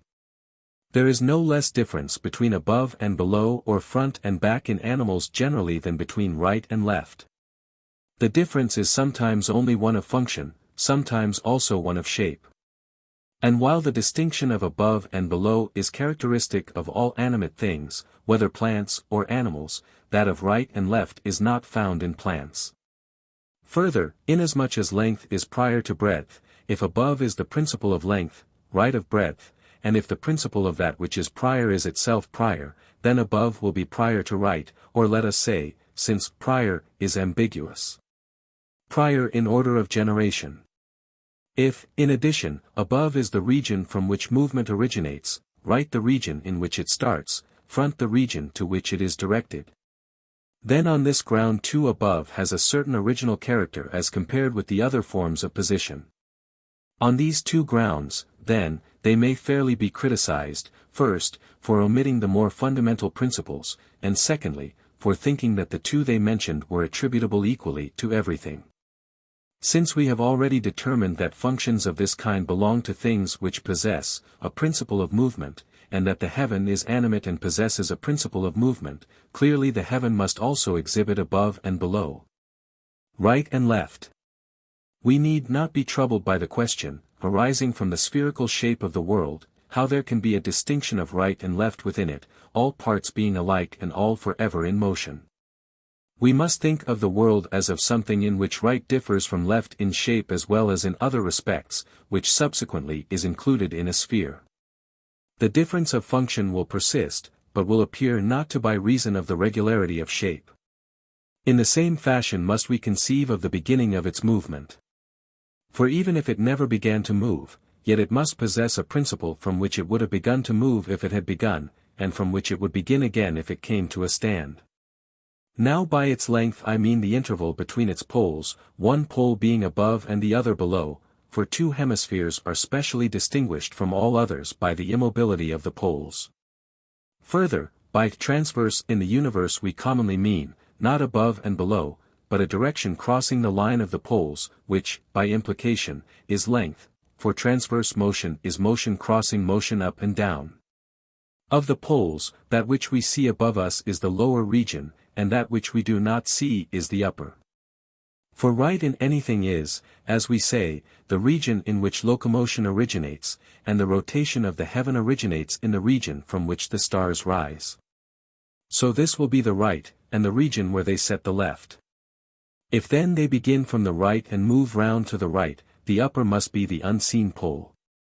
For if it is the pole we see, the movement will be leftward, which we deny to be the fact. Clearly then the invisible pole is above. And those who live in the other hemisphere are above and to the right, while we are below and to the left. This is just the opposite of the view of the Pythagoreans, who make us above and on the right side and those in the other hemisphere below and on the left side, the fact being the exact opposite. Relatively, however, to the secondary revolution, I mean that of the planets, we are above and on the right and they are below and on the left. For the principle of their movement has the reverse position, since the movement itself is the contrary of the other, hence it follows that we are at its beginning and they at its end. Here we may end our discussion of the distinctions of parts created by the three dimensions and of the consequent differences of position. Part 3. Since circular motion is not the contrary of the reverse circular motion, we must consider why there is more than one motion. Though we have to pursue our inquiries at a distance created not so much by our spatial position as by the fact that our senses enable us to perceive very few of the attributes of the heavenly bodies. But let not that deter us. The reason must be sought in the following facts. Everything which has a function exists for its function. The activity of God is immortality, i.e. eternal life. Therefore the movement of that which is divine must be eternal. But such is the heaven, viz. a divine body, and for that reason to it is given the circular body whose nature it is to move always in a circle. Why, then, is not the whole body of the heaven of the same character as that part? Because there must be something at rest at the center of the revolving body, and of that body no part can be at rest, either elsewhere or at the center. It could do so only if the body's natural movement were towards the center. But the circular movement is natural, since otherwise it could not be eternal, for nothing unnatural is eternal. The unnatural is subsequent to the natural, being a derangement of the natural which occurs in the course of its generation. Earth then has to exist, for it is earth which is at rest at the center. At present we may take this for granted, it shall be explained later. But if earth must exist, so must fire. For, if one of a pair of contraries naturally exists, the other, if it is really contrary, exists also naturally. In some form it must be present, since the matter of contraries is the same. Also, the positive is prior to its privation, warm, for instance, to cold, and rest and heaviness stand for the privation of lightness and movement. But further, if fire and earth exist, the intermediate bodies must exist also, each element stands in a contrary relation to every other. This, again, we will here take for granted and try later to explain. These four elements' generation clearly is involved, since none of them can be eternal, for contraries interact with one another and destroy one another. Further, it is inconceivable that a movable body should be eternal, if its movement cannot be regarded as naturally eternal, and these bodies we know to possess movement. Thus we see that generation is necessarily involved. But if so, there must be at least one other circular motion, for a single movement of the whole heaven would necessitate an identical relation of the elements of bodies to one another. This matter also shall be cleared up in what follows, but for the present so much is clear, that the reason why there is more than one circular body is the necessity of generation, which follows on the presence of fire, which, with that of the other bodies, follows on that of earth. And earth is required because eternal movement in one body necessitates eternal rest in another. Part 4. The shape of the heaven is of necessity spherical, for that is the shape most appropriate to its substance and also by nature primary. First, let us consider generally which shape is primary among planes and solids alike. Every plane figure must be either rectilinear or curvilinear. Now the rectilinear is bounded by more than one line, the curvilinear by one only. But since in any kind the one is naturally prior to the many and the simple to the complex, the circle will be the first of plane figures. Again, if by complete, as previously defined, we mean a thing outside which no part of itself can be found, and if addition is always possible to the straight line but never to the circular, clearly the line which embraces the circle is complete. If then the complete is prior to the incomplete, it follows on this ground also that the circle is primary among figures. And the sphere holds the same position among solids. For it alone is embraced by a single surface, while rectilinear solids have several. The sphere is among solids what the circle is among plane figures. Further, those who divide bodies into planes and generate them out of planes seem to bear witness to the truth of this. Alone among solids they leave the sphere undivided, as not possessing more than one surface, for the division into surfaces is not just dividing a whole by cutting it into its parts, but division of another fashion into parts different in form. It is clear, then, that the sphere is first of solid figures. If, again, one orders figures according to their numbers, it is most natural to arrange them in this way. The circle corresponds to the number 1, the triangle, being the sum of two right angles, to the number 2. But if one is assigned to the triangle, the circle will not be a figure at all. Now the first figure belongs to the first body, and the first body is that at the farthest circumference. It follows that the body which revolves with a circular movement must be spherical. The same then will be true of the body continuous with it, for that which is continuous with the spherical is spherical. The same again holds of the bodies between these and the center. Bodies which are bounded by the spherical and in contact with it must be, as wholes, spherical, and the bodies below the sphere of the planets are contiguous with the sphere above them. The sphere then will be spherical throughout. For every body within it is contiguous and continuous with spheres. Again, since the whole revolves, palpably and by assumption, in a circle, and since it has been shown that outside the farthest circumference there is neither void nor place. From these grounds also it will follow necessarily that the heaven is spherical. For if it is to be rectilinear in shape, it will follow that there is place and body in void without it. For a rectilinear figure as it revolves never continues in the same room, but where formerly was body, is now none, and where now is none, body will be in a moment because of the projection at the corners. Similarly, if the world had some other figure with unequal radii, if, for instance, it were leniform, or oviform, in every case we should have to admit space and void outside the moving body. Because the whole body would not always occupy the same room. Again, if the motion of the heaven is the measure of all movements whatever in virtue of being alone continuous and regular and eternal, and if, in each kind, the measure is the minimum, and the minimum movement is the swiftest, then, clearly, the movement of the heaven must be the swiftest of all movements. Now of lines which return upon themselves the line which bounds the circle is the shortest, and that movement is the swiftest which follows the shortest line.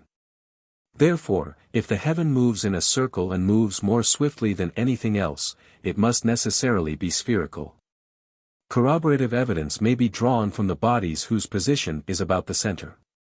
If earth is enclosed by water, water by air, air by fire, and these similarly by the upper bodies which while not continuous are yet contiguous with them, and if the surface of water is spherical, and that which is continuous with or embraces the spherical must itself be spherical, then on these grounds also it is clear that the heavens are spherical. But the surface of water is seen to be spherical if we take as our starting point the fact that water naturally tends to collect in a hollow place, hollow meaning nearer the center. Draw from the center the lines AB, AC, and let their extremities be joined by the straight line BC. The line AD, drawn to the base of the triangle, will be shorter than either of the radii. Therefore the place in which it terminates will be a hollow place. The water then will collect there until equality is established, that is until the line AE is equal to the two radii. Thus water forces its way to the ends of the radii, and there only will it rest, but the line which connects the extremities of the radii is circular, therefore the surface of the water BEC is spherical. It is plain from the foregoing that the universe is spherical. It is plain, further, that it is turned, so to speak, with a finish which no manufactured thing nor anything else within the range of our observation can even approach. For the matter of which these are composed does not admit of anything like the same regularity and finish as the substance of the enveloping body. Since with each step away from earth the matter manifestly becomes finer in the same proportion as water is finer than earth. Part 5. Now there are two ways of moving along a circle, from A to B or from A to C, and we have already explained that these movements are not contrary to one another. But nothing which concerns the eternal can be a matter of chance or spontaneity, and the heaven and its circular motion are eternal. We must therefore ask why this motion takes one direction and not the other. Either this is itself an ultimate fact or there is an ultimate fact behind it. It may seem evidence of excessive folly or excessive zeal to try to provide an explanation of some things, or of everything, admitting no exception. The criticism, however, is not always just. One should first consider what reason there is for speaking, and also what kind of certainty is looked for, whether human merely or of a more cogent kind. When anyone shall succeed in finding proofs of greater precision, gratitude will be due to him for the discovery, but at present we must be content with a probable solution. If nature always follows the best course possible, and, just as upward movement is the superior form of rectilinear movement, since the upper region is more divine than the lower, so forward movement is superior to backward. Then front and back exhibits, like right and left, as we said before and as the difficulty just stated itself suggests, the distinction of prior and posterior, which provides a reason and so solves our difficulty. Supposing that nature is ordered in the best way possible, this may stand as the reason of the fact mentioned. For it is best to move with a movement simple and unceasing, and, further, in the superior of two possible directions. Part 6. We have next to show that the movement of the heaven is regular and not irregular. This applies only to the first heaven and the first movement, for the lower spheres exhibit a composition of several movements into one. If the movement is uneven, clearly there will be acceleration, maximum speed, and retardation, since these appear in all irregular motions. The maxima may occur either at the starting point or at the goal or between the two. And we expect natural motion to reach its maximum at the goal, unnatural motion at the starting point, and missiles midway between the two. But circular movement, having no beginning or limit or middle in the direct sense of the words, has neither whence nor whither nor middle, for in time it is eternal, and in length it returns upon itself without a break. If then its movement has no maximum, it can have no irregularity, since irregularity is produced by retardation and acceleration. Further, since everything that is moved by something, the cause of the irregularity of movement must lie either in the mover or in the moved or both. For if the mover moved not always with the same force, or if the moved were altered and did not remain the same, or if both were to change, the result might well be an irregular movement in the moved. But none of these possibilities can be conceived as actual in the case of the heavens. As to that which is moved, we have shown that it is primary and simple and ungenerated and indestructible and generally unchanging. And the mover has an even better right to these attributes. It is the primary that moves the primary, the simple, the indestructible and ungenerated that which is indestructible and ungenerated. Since then that which is moved, being a body, is nevertheless unchanging, how should the mover, which is incorporeal, be changed? It follows then, further, that the motion cannot be irregular. For if irregularity occurs, there must be change either in the movement as a whole, from fast to slow and slow to fast, or in its parts.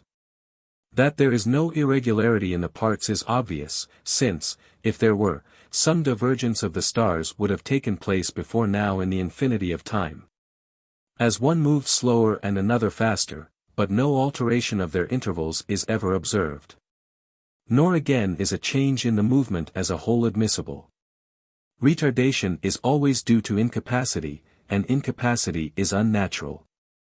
The incapacities of animals, age, decay, and the like, are all unnatural, due, it seems, to the fact that the whole animal complex is made up of materials which differ in respect of their proper places, and no single part occupies its own place.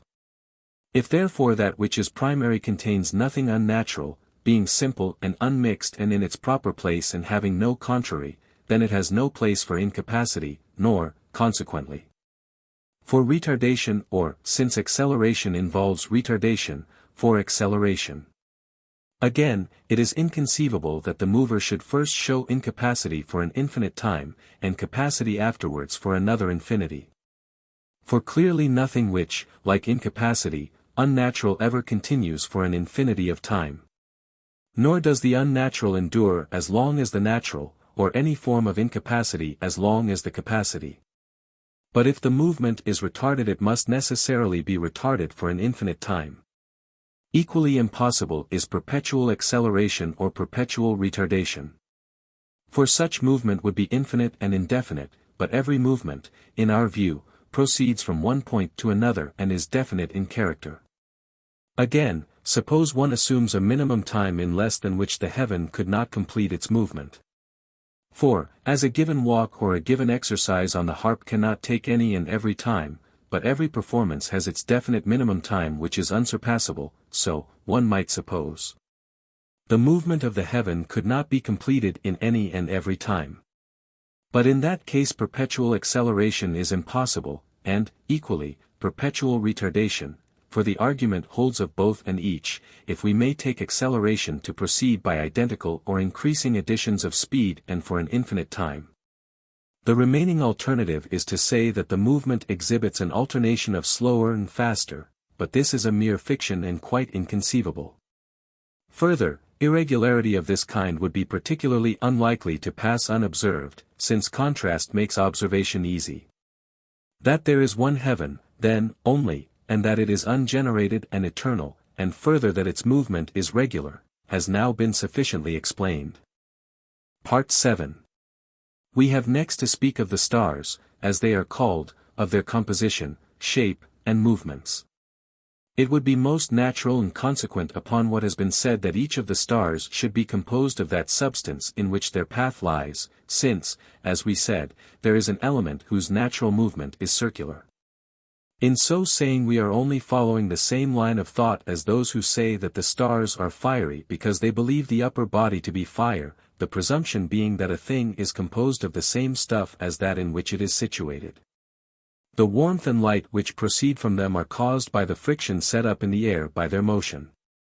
Movement tends to create fire in wood, stone, and iron. And with even more reason should it have that effect on air, a substance which is closer to fire than these.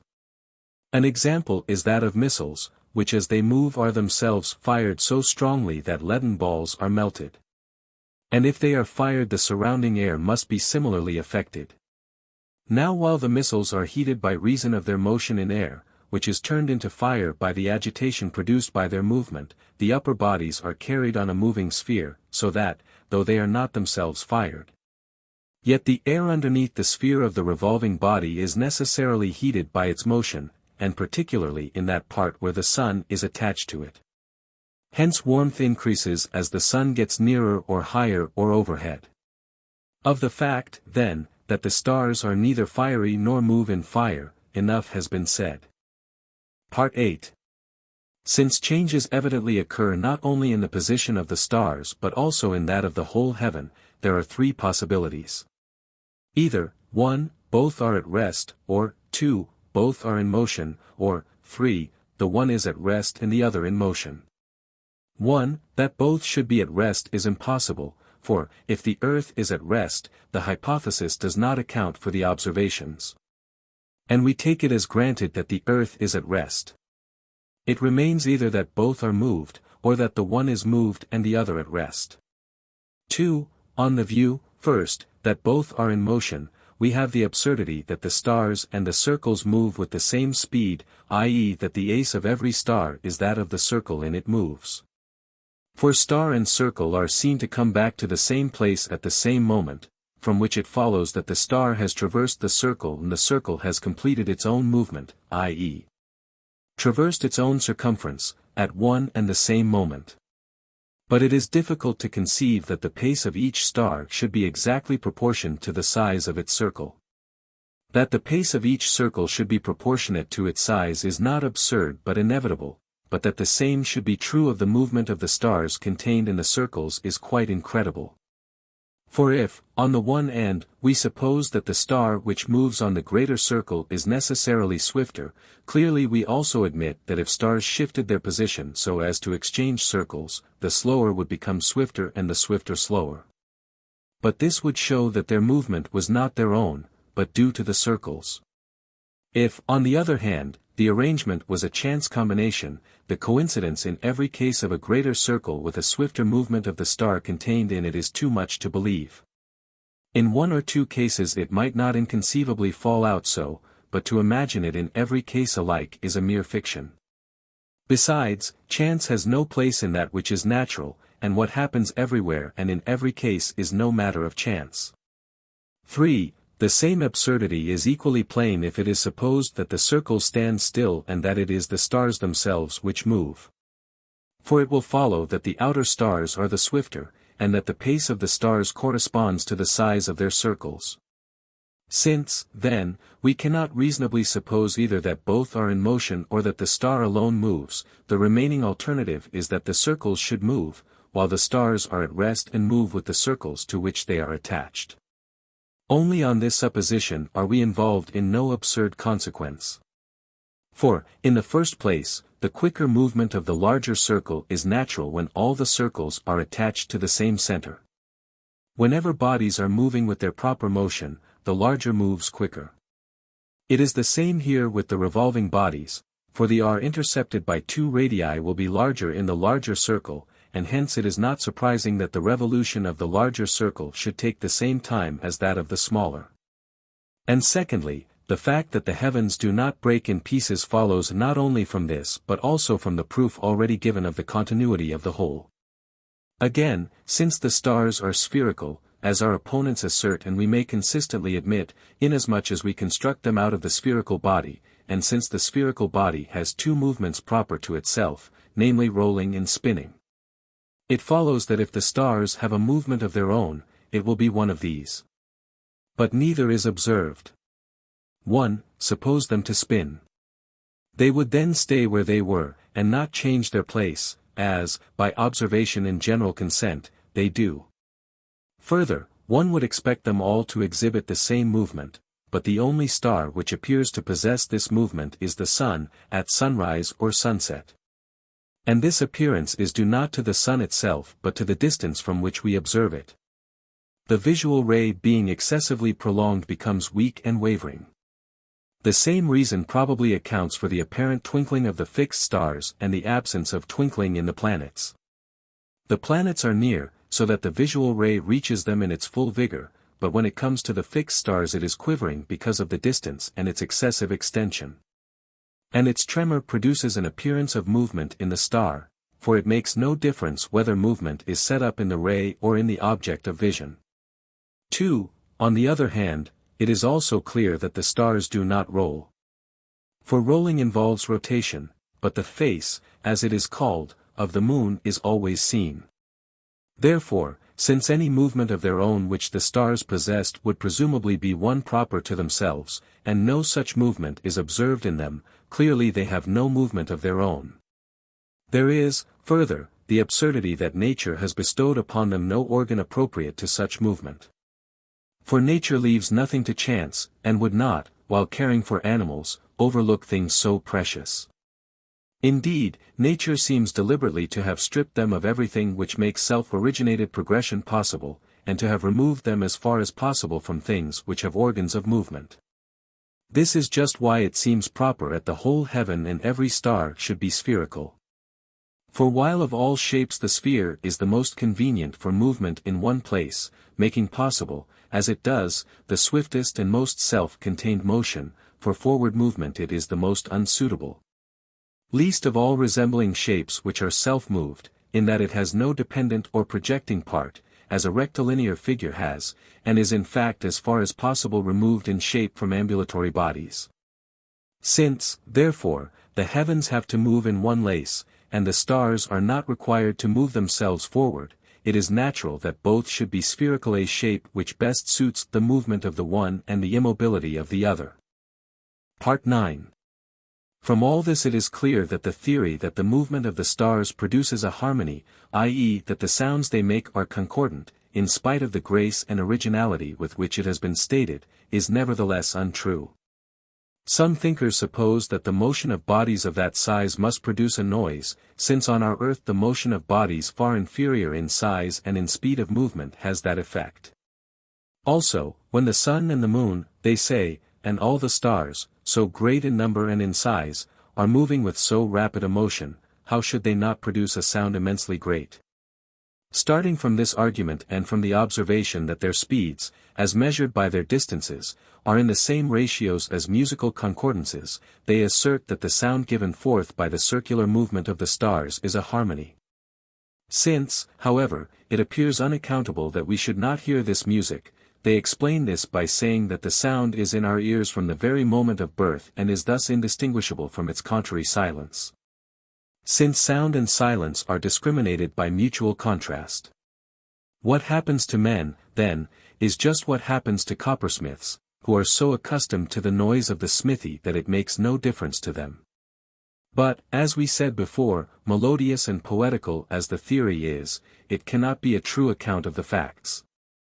There is not only the absurdity of our hearing nothing, the ground of which they try to remove, but also the fact that no effect other than sensitive is produced upon us. Excessive noises, we know, shatter the solid bodies even of inanimate things. The noise of thunder, for instance, splits rocks and the strongest of bodies. But if the moving bodies are so great, and the sound which penetrates to us is proportionate to their size, that sound must needs reach us in an intensity many times that of thunder, and the force of its action must be immense. Indeed, the reason why we do not hear, and show in our bodies none of the effects of violent force, is easily given. It is that there is no noise. But not only is the explanation evident. It is also a corroboration of the truth of the views we have advanced. For the very difficulty which made the Pythagoreans say that the motion of the stars produces a concord corroborates our view. Bodies which are themselves in motion, produce noise and friction, but those which are attached or fixed to a moving body, as the parts to a ship, can no more create noise, than a ship on a river moving with the stream. Yet by the same argument one might say it was absurd that on a large vessel the motion of mast and poop should not make a great noise, and the like might be said of the movement of the vessel itself. But sound is caused when a moving body is enclosed in an unmoved body, and cannot be caused by one enclosed in, and continuous with, a moving body which creates no friction. We may say, then, in this matter that if the heavenly bodies moved in a generally diffused mass of air or fire, as everyone supposes, their motion would necessarily cause a noise of tremendous strength, and such a noise would necessarily reach and shatter us. Since, therefore, this effect is evidently not produced, it follows that none of them can move with the motion either of animate nature or of constraint. It is as though nature had foreseen the result, that if their movement were other than it is, nothing on this earth could maintain its character. That the stars are spherical and are not self-moved, has now been explained. Part 10. With their order I mean the position of each, as involving the priority of some and the posteriority of others, and their respective distances from the extremity. With this astronomy may be left to deal, since the astronomical discussion is adequate. This discussion shows that the movements of the several stars depend, as regards the varieties of speed which they exhibit, on the distance of each from the extremity. It is established that the outermost revolution of the heavens is a simple movement and the swiftest of all, and that the movement of all other bodies is composite and relatively slow. For the reason that each is moving on its own circle with the reverse motion to that of the heavens. This at once leads us to expect that the body which is nearest to that first simple revolution should take the longest time to complete its circle, and that which is farthest from it the shortest. The others taking a longer time the nearer they are and a shorter time the farther away they are.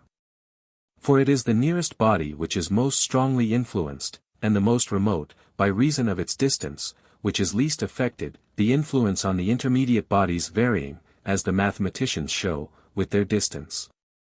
Part 11. With regard to the shape of each star, the most reasonable view is that they are spherical. It has been shown that it is not in their nature to move themselves, and, since nature is no wanton or random creator, clearly she will have given things which possess no movement a shape particularly unadapted to movement.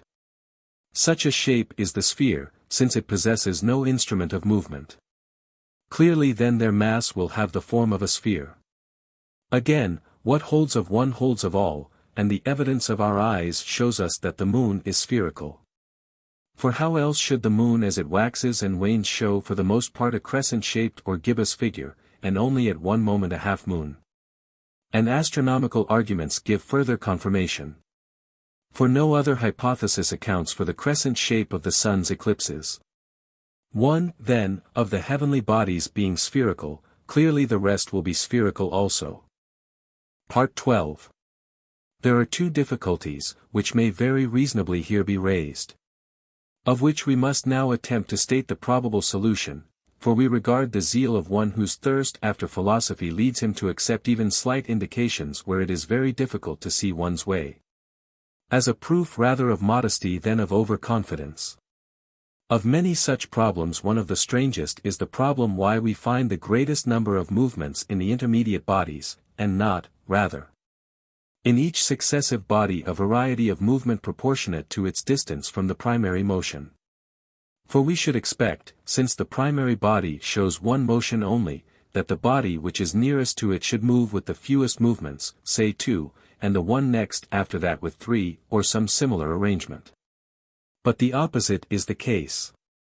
The movements of the sun and moon are fewer than those of some of the planets. Yet these planets are farther from the center and thus nearer to the primary body than they, as observation has itself revealed. For we have seen the moon, half full, pass beneath the planet Mars, which vanished on its shadow side and came forth by the bright and shining part. Similar accounts of other stars are given by the Egyptians and Babylonians, whose observations have been kept for very many years past, and from whom much of our evidence about particular stars is derived.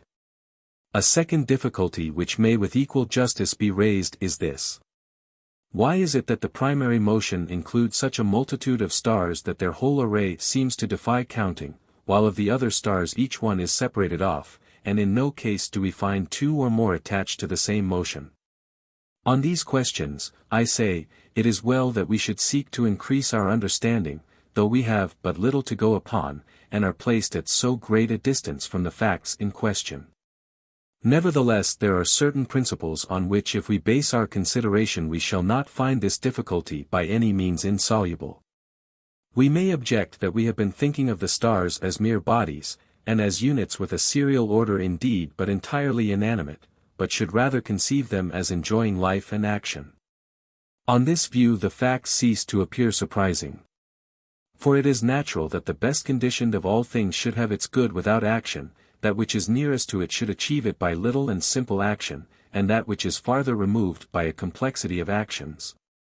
Just as with men's bodies one is in good condition without exercise at all, another after a short walk, while another requires running and wrestling and hard training. And there are yet others who however hard they worked themselves could never secure this good, but only some substitute for it. To succeed often or in many things is difficult. For instance, to throw 10,000 cone throws with the dice would be impossible, but to throw one or two is comparatively easy.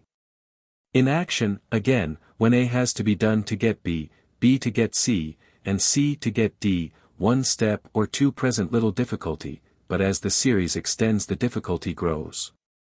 We must, then, think of the action of the lower stars as similar to that of animals and plants. For on our earth it is man that has the greatest variety of actions, for there are many goods that man can secure. Hence his actions are various and directed to ends beyond them, while the perfectly conditioned has no need of action, since it is itself the end, and action always requires two terms, end and means. The lower animals have less variety of action than man, and plants perhaps have little action and of one kind only. For either they have but one attainable good, as indeed man has, or, if several, each contributes directly to their ultimate good. One thing then has and enjoys the ultimate good, other things attain to it, one immediately by few steps, another by many, while yet another does not even attempt to secure it but is satisfied to reach a point not far removed from that consummation. Thus, taking health as the end, there will be one thing that always possesses health, others that attain it, one by reducing flesh, another by running and thus reducing flesh, another by taking steps to enable himself to run. Thus further increasing the number of movements, while another cannot attain health itself, but only running or reduction of flesh, so that one or other of these is for such a being the end. For while it is clearly best for any being to attain the real end, yet, if that cannot be, the nearer it is to the best the better will be its state. It is for this reason that the earth moves not at all and the bodies near to it with few movements. For they do not attain the final end, but only come as near to it as their share in the divine principle permits. But the first heaven finds it immediately with a single movement, and the bodies intermediate between the first and last heavens attain it indeed, but at the cost of a multiplicity of movement. As to the difficulty that into the one primary motion is crowded a vast multitude of stars, while of the other stars each has been separately given special movements of its own. There is in the first place this reason for regarding the arrangement as a natural one. In thinking of the life and moving principle of the several heavens, one must regard the first as far superior to the others. Such a superiority would be reasonable. For this single first motion has to move many of the divine bodies, while the numerous other motions move only one each, since each single planet moves with a variety of motions. Thus, then, nature makes matters equal and establishes a certain order, giving to the single motion many bodies and to the single body many motions. And there is a second reason why the other motions have each only one body, in that each of them except the last, i.e. that which contains the one star, is really moving many bodies. For this last sphere moves with many others, to which it is fixed, each sphere being actually a body, so that its movement will be a joint product. Each sphere, in fact, has its particular natural motion, to which the general movement is, as it were, added. But the force of any limited body is only adequate to moving a limited body. The characteristics of the stars which move with a circular motion, in respect of substance and shape, movement and order, have now been sufficiently explained. Part 13. It remains to speak of the earth, of its position, of the question whether it is at rest or in motion, and of its shape. As to its position there is some difference of opinion. Most people in fact, who regard the whole heaven as finite say it lies at the center. But the Italian philosophers known as Pythagoreans take the contrary view. At the center, they say, is fire, and the earth is one of the stars, creating night and day by its circular motion about the center. They further construct another earth in opposition to ours, to which they give the name counter-earth. In all this they are not seeking for theories and causes to account for observed facts, but rather forcing their observations and trying to accommodate them to certain theories and opinions of their own. But there are many others who would agree that it is wrong to give the earth the central position, looking for confirmation rather to theory than to the facts of observation. Their view is that the most precious place befits the most precious thing, but fire, they say, is more precious than earth, and the limit than the intermediate, and the circumference and the center are limits. Reasoning on this basis they take the view that it is not earth that lies at the center of the sphere, but rather fire. The Pythagoreans have a further reason. They hold that the most important part of the world, which is the center, should be most strictly guarded, and name it, or rather the fire which occupies that place, the guardhouse of Zeus, as if the word center were quite unequivocal. And the center of the mathematical figure were always the same with that of the thing or the natural center. But it is better to conceive of the case of the whole heaven as analogous to that of animals, in which the center of the animal and that of the body are different. For this reason they have no need to be so disturbed about the world, or to call in a guard for its center, rather let them look for the center in the other sense and tell us what it is like and where nature has set it. That center will be something primary and precious, but to the mere position we should give the last place rather than the first. For the middle is what is defined, and what defines it is the limit, and that which contains or limits is more precious than that which is limited, ing that the latter is the matter and the former the essence of the system. 2. As to the position of the earth, then, this is the view which some advance, and the views advanced concerning its rest or motion are similar. For here too there is no general agreement. All who deny that the earth lies at the center think that it revolves about the center, and not the earth only but, as we said before, the counter-earth as well. Some of them even consider it possible that there are several bodies so moving, which are invisible to us owing to the interposition of the earth. This, they say, accounts for the fact that eclipses of the moon are more frequent than eclipses of the sun, for in addition to the earth each of these moving bodies can obstruct it. Indeed, as in any case the surface of the earth is not actually a center but distant from it a full hemisphere, there is no more difficulty, they think, in accounting for the observed facts on their view that we do not dwell at the center, than on the common view that the earth is in the middle. Even as it is, there is nothing in the observations to suggest that we are removed from the center by half the diameter of the earth. Others, again, say that the earth, which lies at the center, is rolled, and thus in motion, about the axis of the whole heaven, so it stands written in the Timaeus. 3. There are similar disputes about the shape of the earth. Some think it is spherical, others that it is flat and drum-shaped. For evidence they bring the fact that, as the sun rises and sets, the part concealed by the earth shows a straight and not a curved edge, whereas if the earth were spherical the line of section would have to be circular. In this they leave out of account the great distance of the sun from the earth and the great size of the circumference, which, seen from a distance on these apparently small circles appears straight. Such an appearance ought not to make them doubt the circular shape of the earth. But they have another argument.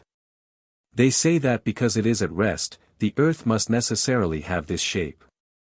For there are many different ways in which the movement or rest of the earth has been conceived. The difficulty must have occurred to every one. It would indeed be a complacent mind that felt no surprise that, while a little bit of earth, let loose in mid-air moves and will not stay still, and more there is of it the faster it moves, the whole earth, free in mid-air, should show no movement at all. Yet here is this great weight of earth, and it is at rest. And again, from beneath one of these moving fragments of earth, before it falls, take away the earth, and it will continue its downward movement with nothing to stop it. The difficulty then, has naturally passed into a commonplace of philosophy, and one may well wonder that the solutions offered are not seen to involve greater absurdities than the problem itself. By these considerations some have been led to assert that the earth below us is infinite, saying, with Xenophanes of Colophon, that it has pushed its roots to infinity, in order to save the trouble of seeking for the cause. Hence the sharp rebuke of Empedocles, in the words, if the deeps of the earth are endless and endless the ample ether, such is the vain tale told by many a tongue, poured from the mouths of those who have seen but little of the whole. Others say the earth rests upon water. This, indeed, is the oldest theory that has been preserved, and is attributed to Thales of Miletus.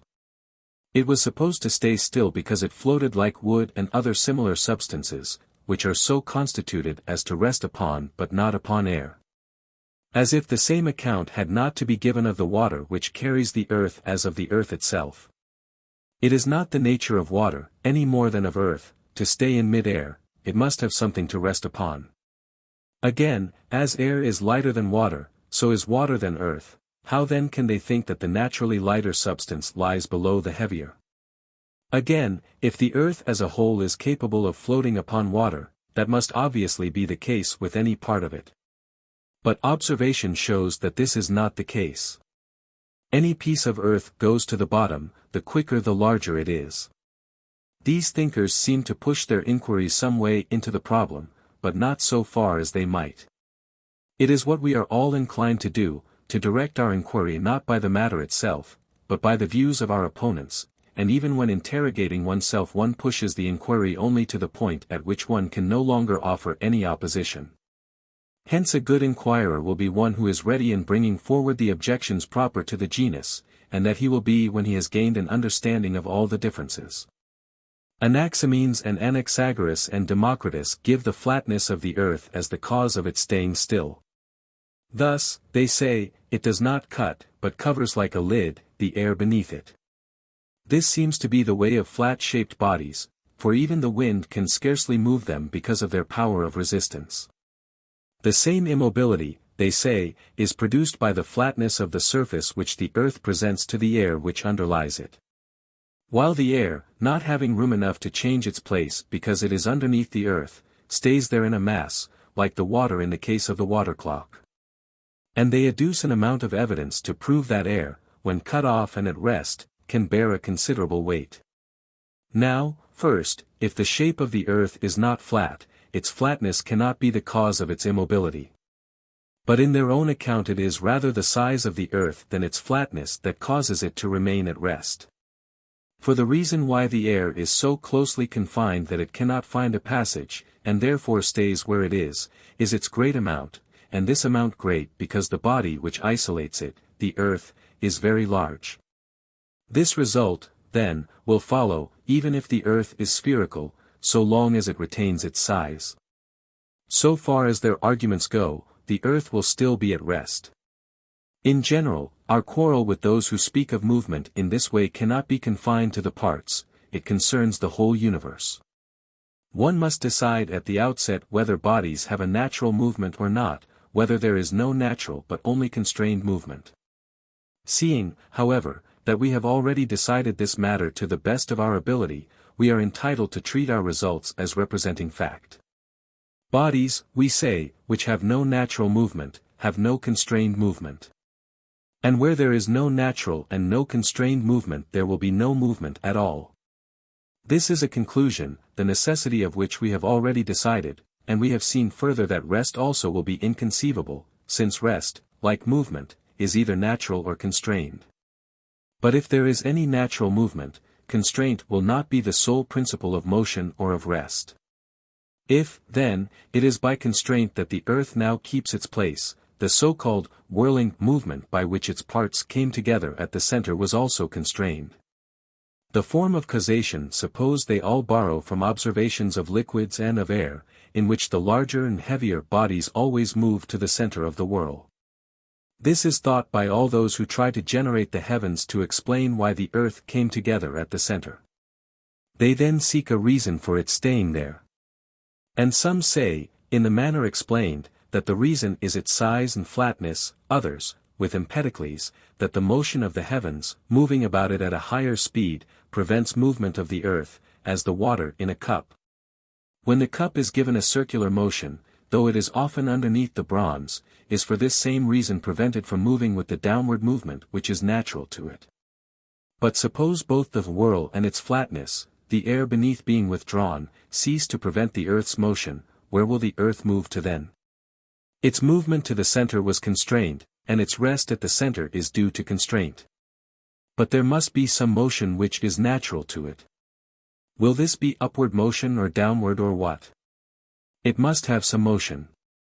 And if upward and downward motion are alike to it, and the air above the earth does not prevent upward movement, then no more could air below it prevent downward movement. For the same cause must necessarily have the same effect on the same thing. Further, against Empedocles there is another point which might be made. When the elements were separated off by hate, what caused the earth to keep its place? Surely the whirl cannot have been then also the cause. It is absurd too not to perceive that, while the whirling movement may have been responsible for the original coming together of the art of earth at the center, the question remains, why now do all heavy bodies move to the earth? For the whirl surely does not come near us. Why, again, does fire move upward? Not, surely, because of the whirl. But if fire is naturally such as to move in a certain direction, clearly the same may be supposed to hold of earth. Again, it cannot be the whirl which determines the heavy and the light. Rather that movement caused the pre-existent heavy and light things to go to the middle and stay on the surface respectively. Thus, before ever the whirl began, heavy and light existed, and what can have been the ground of their distinction, or the manner and direction of their natural movements? In the infinite chaos there can have been neither above nor below, and it is by these that heavy and light are determined. It is to these causes that most writers pay attention, but there are some, Anaximander, for instance, among the ancients, who say that the earth keeps its place because of its indifference. Motion upward and downward and sideways were all, they thought, equally inappropriate to that which is set at the center and indifferently related to every extreme point. And to move in contrary directions at the same time was impossible, so it must needs remain still. This view is ingenious but not true. The argument would prove that everything, whatever it be, which is put at the center, must stay there. Fire, then, will rest at the center, for the proof turns on no peculiar property of earth. But this does not follow. The observed facts about earth are not only that it remains at the center, but also that it moves to the center. The place to which any fragment of earth moves must necessarily be the place to which the whole moves, and in the place to which a thing naturally moves, it will naturally rest. The reason then is not in the fact that the earth is indifferently related to every extreme point, for this would apply to any body, whereas movement to the center is peculiar to earth. Again, it is absurd to look for a reason why the earth remains at the center and not for a reason why fire remains at the extremity. If the extremity is the natural place of fire, clearly earth must also have a natural place. But suppose that the center is not its place, and that the reason of its remaining there is this necessity of indifference on the analogy of the hair which, it is said, however great the tension, will not break under it, if it be evenly distributed. Or of the men who, though exceedingly hungry and thirsty, and both equally, yet being equidistant from food and drink, is therefore bound to stay where he is. Even so, it still remains to explain why fire stays at the extremities. It is strange, too, to ask about things staying still but not about their motion. Why, I mean, one thing, if nothing stops it, moves up, and another thing to the center. Again, their statements are not true. It happens, indeed, to be the case that a thing to which movement this way and that is equally inappropriate is obliged to remain at the center. But so far as their argument goes, instead of remaining there, it will move, only not as a mass but in fragments. For the argument applies equally to fire. Fire, if set at the center, should stay there, like earth, since it will be indifferently related to every point on the extremity. Nevertheless it will move, as in fact it always does move when nothing stops it, away from the center to the extremity. It will not, however, move in a mass to a single point on the circumference, the only possible result on the lines of the indifference theory, but rather each corresponding portion of fire to the corresponding part of the extremity, each fourth part. For instance, to a fourth part of the circumference. For since no body is a point, it will have parts. The expansion, when the body increased the place occupied, would be on the same principle as the contraction, in which the place was diminished. Thus, for all the indifference theory shows to the contrary, Earth also would have moved in this manner away from the center, unless the center had been its natural place. We have now outlined the views held as to the shape, position, and rest or movement of the Earth. Part 14. Let us first decide the question whether the Earth moves or is at rest. For, as we said, there are some who make it one of the stars, and others who, setting it at the center, suppose it to be rolled and in motion about the pole as axis. That both views are untenable will be clear if we take as our starting point the fact that the Earth's motion, whether the Earth be at the center or away from it, must needs be a constrained motion. It cannot be the movement of the Earth itself. If it were, any portion of it would have this movement, but in fact every part moves in a straight line to the center. Being, then, constrained and unnatural, the movement could not be eternal. But the order of the universe is eternal. Again, everything that moves with the circular movement, except the first sphere, is observed to be past, and to move with more than one motion. The Earth, then, also, whether it move about the center or as stationary at it, must necessarily move with two motions. But if this were so, there would have to be passings and turnings of the fixed stars. Yet no such thing is observed. The same stars always rise and set in the same parts of the Earth. Further, the natural movement of the Earth, part and whole alike, is the center of the whole, whence the fact that it is now actually situated at the center. But it might be questioned, since both centers are the same, which center it is that portions of Earth and other heavy things move to. Is this their goal because it is the center of the Earth, or because it is the center of the whole? The goal, surely, must be the center of the whole. For fire and other light things move to the extremity of the area which contains the center. It happens, however, that the center of the Earth and of the whole is the same. Thus they do move to the center of the Earth, but accidentally, in virtue of the fact that the Earth's center lies at the center of the whole. That the center of the Earth is the goal of their movement is indicated by the fact that heavy bodies moving towards the Earth do not parallel but so as to make equal angles, and thus to a single center, that of the Earth. It is clear, then, that the Earth must be at the center and immovable, not only for the reasons already given, but also because heavy bodies forcibly thrown quite straight upward return to the point from which they started, even if they are thrown to an infinite distance. From these considerations then it is clear that the Earth does not move and does not lie elsewhere than at the center.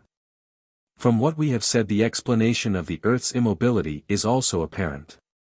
If it is the nature of Earth, as observation shows, to move from any point to the center, as of fire contrariwise to move from the center to the extremity, it is impossible that any portion of Earth should move away from the center except by constraint.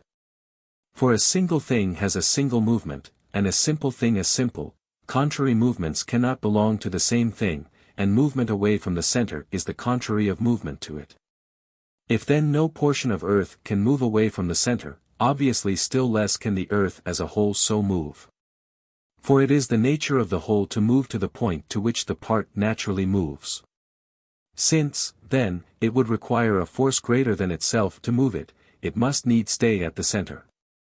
This view is further supported by the contributions of mathematicians to astronomy, since the observations made as the shapes change by which the order of the stars is determined are fully accounted for on the hypothesis that the earth lies at the center.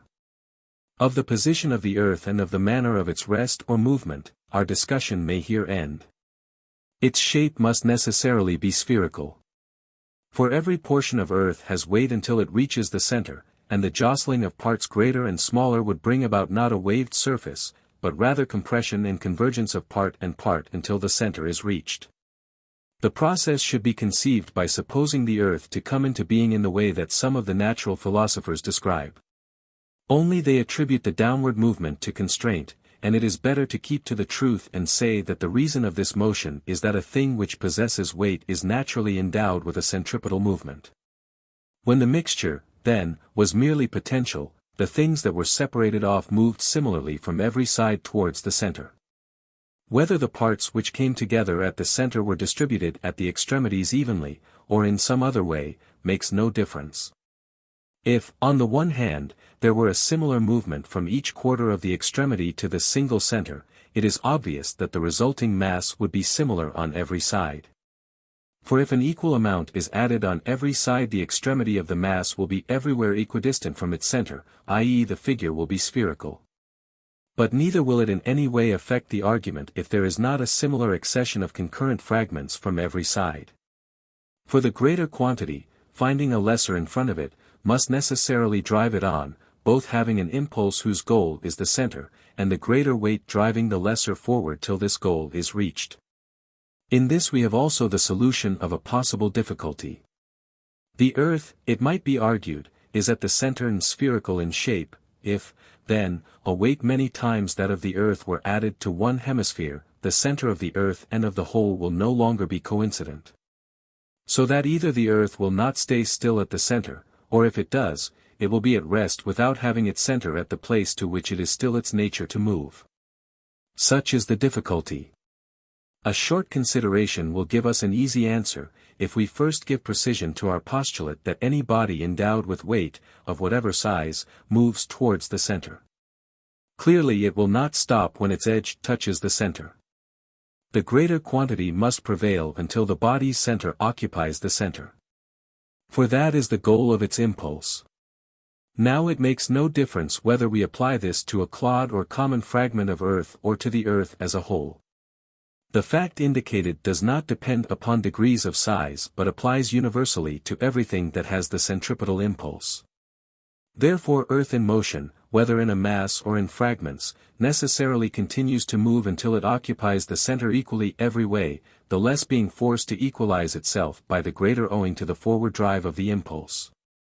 If the earth was generated, then, it must have been formed in this way, and so clearly its generation was spherical. And if it is ungenerated and has remained so always, its character must be that which the initial generation, if it had occurred, would have given it. But the spherical shape, necessitated by this argument, follows also from the fact that the motions of heavy bodies always make equal angles, and are not parallel. This would be the natural form of movement towards what is naturally spherical. Either then the earth is spherical or it is at least naturally spherical. And it is right to call anything that which nature intends it to be, and which belongs to it, rather than that which it is by constraint and contrary to nature. The evidence of the senses further corroborates this. How else would eclipses of the moon show segments shaped as we see them? As it is, the shapes which the moon itself each month shows are of every kind straight, gibbous, and concave, but in eclipses the outline is always curved, and, since it is the interposition of the earth that makes the eclipse, the form of this line will be caused by the form of the earth's surface, which is therefore spherical. Again, our observations of the stars make it evident, not only that the earth is circular, but also that it is a circle of no great size. For quite a small change of position to south or north causes a manifest alteration of the horizon. There is much change, I mean, in the stars which are overhead, and the stars seen are different, as one moves northward or southward. Indeed, there are some stars seen in Egypt and in the neighborhood of Cyprus which are not seen in the northerly regions, and stars, which in the north are never beyond the range of observation, in those regions rise and set. All of which goes to show not only that the earth is circular in shape, but also that it is a sphere of no great size, for otherwise the effect of so slight a change of place would not be quickly apparent. Hence one should not be too sure of the incredibility of the view of those who conceive that there is continuity between the parts about the Pillars of Hercules and the parts about India, and that in this way the ocean is one. As further evidence in favor of this they quote the case of elephants, a species occurring in each of these extreme regions, suggesting that the common characteristic of these extremes is explained by their continuity. Also, those mathematicians who try to calculate the size of the Earth's circumference arrive at the figure 400,000 stades. This indicates not only that the Earth's mass is spherical in shape, but also that as compared with the stars it is not of great size. Book 3. Part 1. We have already discussed the first heaven and its parts, the moving stars within it, the matter of which these are composed and their bodily constitution, and we have also shown that they are ungenerated and indestructible. Now things that we call natural are either substances or functions and attributes of substances. As substances I class the simple bodies fire, earth, and the other terms of the series and all things composed of them. For example, the heaven as a whole and its parts, animals, again, and plants and their parts. By attributes and functions I mean the movements of these and of all other things in which they have power in themselves to cause movement, and also their alterations and reciprocal transformations. It is obvious, then, that the greater part of the inquiry into nature concerns bodies, for a natural substance is either a body or a thing which cannot come into existence without body and magnitude. This appears plainly from an analysis of the character of natural things, and equally from an inspection of the instances of inquiry into nature. Since, then, we have spoken of the primary element, of its bodily constitution, and of its freedom from destruction and generation, it remains to speak of the other two. In speaking of them we shall be obliged also to inquire into generation and destruction. For if there is generation anywhere, it must be in these elements and things composed of them. This is indeed the first question we have to ask, is generation a fact or not?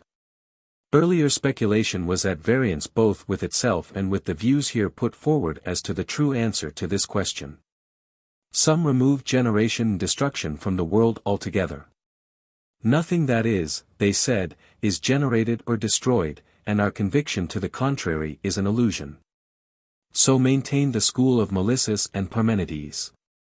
But however excellent their theories may otherwise be, anyhow they cannot be held to speak as students of nature. There may be things not subject to generation or any kind of movement, but if so they belong to another and a higher inquiry than the study of nature. They, however, had no idea of any form of being other than the substance of things perceived. And when they saw, what no one previously had seen, that there could be no knowledge or wisdom without some such unchanging entities, they naturally transferred what was true of them to things perceived. Others, perhaps intentionally, maintain precisely the contrary opinion to this. It has been asserted that everything in the world was subject to generation and nothing was ungenerated, but that after being generated some things remained indestructible while the rest were again destroyed. This had been asserted in the first instance by Hesiod and his followers, but afterwards outside his circle by the earliest natural philosophers. But what these thinkers maintained was that all else has been generated and, as they said, is flowing away, nothing having any solidity, except one single thing which persists as the basis of all these transformations. So we may interpret the statements of Heraclitus of Ephesus and many others. And some subject all bodies whatever to generation, by means of the composition and separation of planes.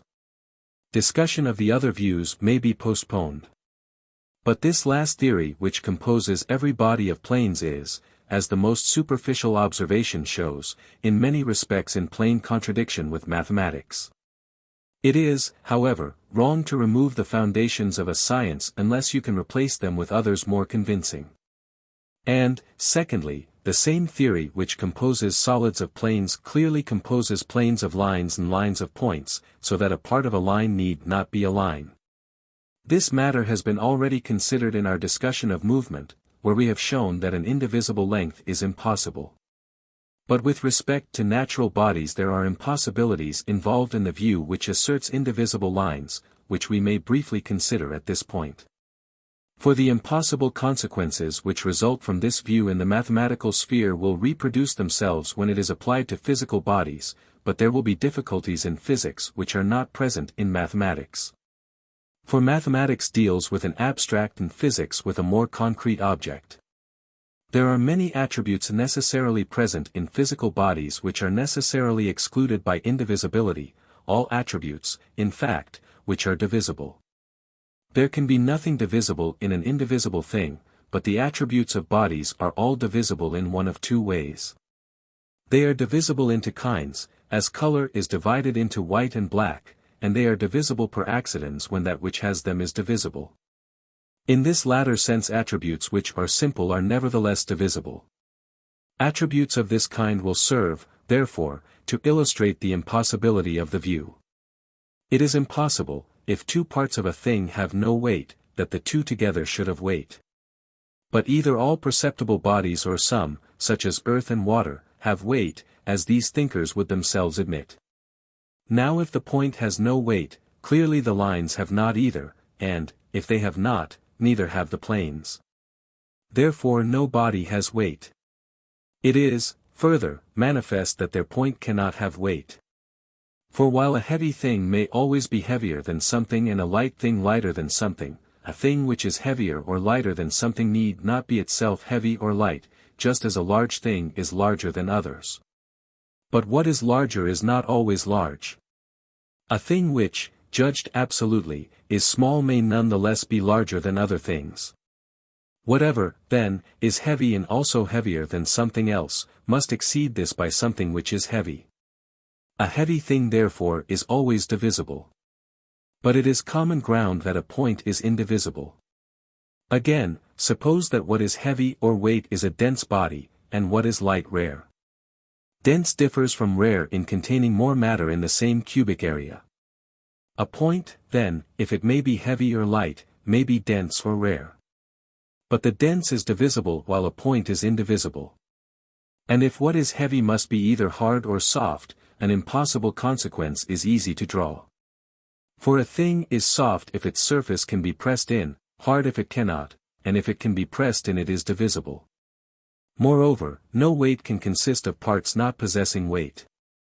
For how, except by the merest fiction, can they specify the number and character of the parts which will produce weight? And, further, when one weight is greater than another, the difference is a third weight. From which it will follow that every indivisible part possesses weight. For suppose that a body of 4 points possesses weight. A body composed of more than 4 points will superior in weight to it, a thing which has weight. But the difference between weight and weight must be a weight, as the difference between white and whiter is white.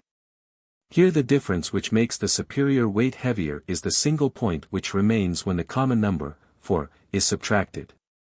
A single point, therefore, has weight. Further, to assume, on the one hand, that the planes can only be put in linear contact would be ridiculous. For just as there are two ways of putting lines together, namely, end to end side by side, so there must be two ways of putting planes together. Lines can be put together so that contact is linear by laying one along the other, though not by putting them end to end. But if, similarly, in putting the lanes together, superficial contact is allowed as an alternative to linear, that method will give them bodies which are not any element nor composed of elements. Again, if it is the number of planes in a body that makes one heavier than another, as the Timaeus explains, clearly the line and the point will have weight. For the three cases are, as we said before, analogous.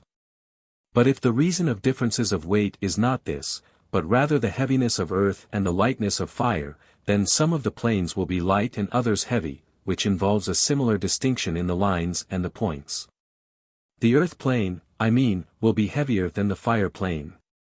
In general, the result is either that there is no magnitude at all, or that all magnitude could be done away with. For a point is to a line as a line is to a plane and as a plane is to a body. Now the various forms in passing into one another will each be resolved into its ultimate constituents. It might happen therefore that nothing existed except points, and that there was no body at all.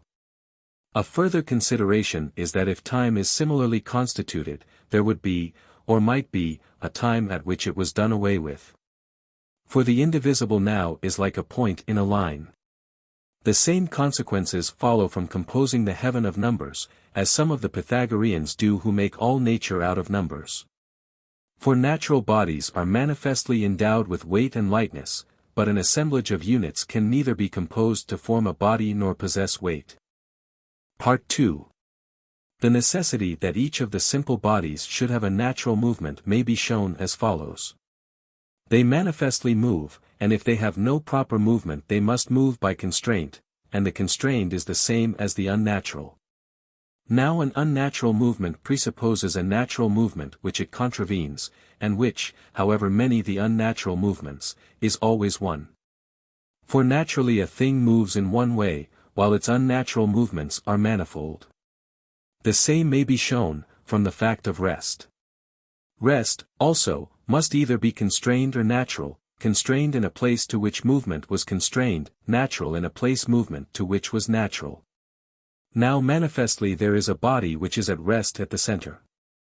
If then this rest is natural to it, clearly motion to this place is natural to it. If, on the other hand, its rest is constrained, what is hindering its motion? Something, which is at rest, but if so, we shall simply repeat the same argument, and either we shall come to an ultimate something to which rest where it is or we shall have an infinite process, which is impossible. The hindrance to its movement, then, we will suppose, is a moving thing as Empedocles says that it is the vortex which keeps the earth still but in that case we ask, where would it have moved to but for the vortex? It could not move infinitely. For to traverse an infinite is impossible, and impossibilities do not happen. So the moving thing must stop somewhere, and there rest not by constraint but naturally. But a natural rest proves a natural movement to the place of rest. Hence Leucippus and Democritus, who say that the primary bodies are in perpetual movement in the void or infinite, may be asked to explain the manner of their motion and the kind of movement which is natural to them. For if the various elements are constrained by one another to move as they do, each must still have a natural movement which the constraint contravenes, and the prime mover must cause motion not by constraint but naturally. If there is no ultimate natural cause of movement and each preceding term in the series is always moved by constraint, we shall have an infinite process. The same difficulty is involved even if it is supposed, as we read in the Timaeus, that before the ordered world was made the elements moved without order. Their movement must have been due either to constraint or to their nature. And if their movement was natural, a moment's consideration shows that there was already an ordered world. For the prime mover must cause motion in virtue of its own natural movement, and the other bodies, moving without constraint, as they came to rest in their proper places, would fall into the order in which they now stand. The heavy bodies moving towards the center and the light bodies away from it. But that is the order of their distribution in our world. There is a further question, too, which might be asked. Is it possible or impossible that bodies in unordered movement should combine in some cases into combinations like those of which bodies of nature's composing are composed, such, I mean, as bones and flesh? Yet this is what Empedocles asserts to have occurred under love. Many a head, says he, came to birth without a neck. The answer to the view that there are infinite bodies moving in an infinite is that, if the cause of movement is single, they must move with a single motion, and therefore not without order. And if, on the other hand, the causes are of infinite variety, their motions too must be infinitely varied. For a finite number of causes would produce a kind of order, since absence of order is not proved by diversity of direction in motions. Indeed, in the world we know, not all bodies, but only bodies of the same kind, have a common goal of movement. Again, disorderly movement means in reality unnatural movement, since the order proper to perceptible things is their nature. And there is also absurdity and impossibility in the notion that the disorderly movement is infinitely continued. For the nature of things is the nature which most of them possess for most of the time. Thus their view brings them into the contrary position that disorder is natural, and order or system unnatural. But no natural fact can originate in chance. This is a point which Anaxagoras seems to have thoroughly grasped, for he starts his cosmogony from unmoved things. The others, it is true, make things collect together somehow before they try to produce motion and separation. But there is no sense in starting generation from an original state in which bodies are separated and in movement. Hence Empedocles begins after the process ruled by love, for he could not have constructed the heaven by building it up out of bodies in separation, making them to combine by the power of love. Since our world has its constituent elements in separation, and therefore presupposes a previous state of unity and combination. These arguments make it plain that every body has its natural movement, which is not constrained or contrary to its nature. We go on to show that there are certain bodies whose necessary impetus is that of weight and lightness. Of necessity, we assert, they must move, and a moved thing which has no natural impetus cannot move either towards or away from the center. Suppose a body A without weight, and a body B endowed with weight. Suppose the weightless body to move the distance CD, while B in the same time moves the distance SU, which will be greater since the heavy thing must move further. Let the heavy body then be divided in the proportion CE, CD, for there is no reason why a part of B should not stand in this relation to the whole. Now if the whole moves the whole distance CE, the part must in the same time move the distance CD. A weightless body, therefore, and one which has weight will move the same distance, which is impossible. And the same argument would fit the case of lightness. Again, a body which is in motion but has neither weight nor lightness, must be moved by constraint, and must continue its constrained movement infinitely. For there will be a force which moves it, and the smaller and lighter a body is the further will a given force move it. Now let A, the weightless body, be moved the distance SU, and B, which has weight, be moved in the same time the distance CD. Dividing the heavy body in the proportion CE, CD, we subtract from the heavy body a part which will in the same time move the distance CE. Since the whole moved CD, for the relative speeds of the two bodies will be in inverse ratio to their respective sizes. Thus the weightless body will move the same distance as the heavy in the same time. But this is impossible. Hence, since the motion of the weightless body will cover a greater distance than any that is suggested, it will continue infinitely. It is therefore obvious that every body must have a definite weight or lightness. But since nature means a source of movement within the thing itself, while a force is a source of movement in something other than it or in itself qua other, and since movement is always due either to nature or to constraint. Movement which is natural, as downward movement is to a stone, will be merely accelerated by an external force, while an unnatural movement will be due to the force alone. In either case the air is as it were instrumental to the force. For air is both light and heavy, and thus qua light produces upward motion, being propelled and set in motion by the force, and qua heavy produces a downward motion.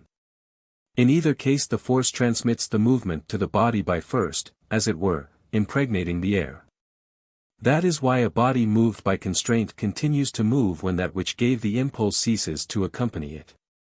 Otherwise, i.e., if the air were not endowed with this function, constrained movement would be impossible. And the natural movement of a body may be helped on in the same way. This discussion suffices to show, 1. That all bodies are either light or heavy, and, 2. How unnatural movement takes place. From what has been said earlier it is plain that there cannot be generation either of everything or in an absolute sense of anything. It is impossible that everything should be generated, unless an extracorporeal void is possible. For, assuming generation, the place which is to be occupied by that which is coming to be, must have been previously occupied by void in which no body was. Now it is quite possible for one body to be generated out of another, air for instance out of fire, but in the absence of any pre-existing mass generation is impossible. That which is potentially a certain kind of body may, it is true, become such in actuality, but if the potential body was not already in actuality some other kind of body, the existence of an extracorporeal void must be admitted. Part 3. It remains to say what bodies are subject to generation, and why. Since in every case knowledge depends on what is primary, and the elements are the primary constituents of bodies, we must ask which of such bodies are elements, and why. And after that what is their number and character. The answer will be plain if we first explain what kind of substance an element is. An element, we take it, is a body into which other bodies may be analyzed, present in them potentially or in actuality, which of these, is still disputable, and not itself divisible into bodies different in form. That, or something like it, is what all men in every case mean by element. Now if what we have described is an element, clearly there must be such bodies. For flesh and wood and all other similar bodies contain potentially fire and earth, since one sees these elements exuded from them. And, on the other hand, neither in potentiality nor in actuality does fire contain flesh or wood, or it would exude them. Similarly, even if there were only one elementary body, it would not contain them. For though it will be either flesh or bone or something else, that does not at once show that it contained these in potentiality, the further question remains, in what manner it becomes them. Now Anaxagoras opposes Empedocles' view of the elements. Empedocles says that fire and earth and the related bodies are elementary bodies of which all things are composed, but this Anaxagoras denies. His elements are the homoiomorous things, viz. flesh, bone, and the like. Earth and fire are mixtures, composed of them and all the other seeds, each consisting of a collection of all the homoiomorous bodies, separately invisible, and that explains why from these two bodies all others are generated. To him fire and ether are the same thing. But since every natural body has a proper movement, and movements are either simple or mixed in mixed bodies and simple in simple, there must obviously be simple bodies. For there are simple movements. It is plain, then, that there are elements, and why. Part 4. The next question to consider is whether the elements are finite or infinite in number, and, if finite, what their number is. Let us first show reason or denying that their number is infinite, as some suppose. We begin with the view of Anaxagoras that all the homoiomorous bodies are elements.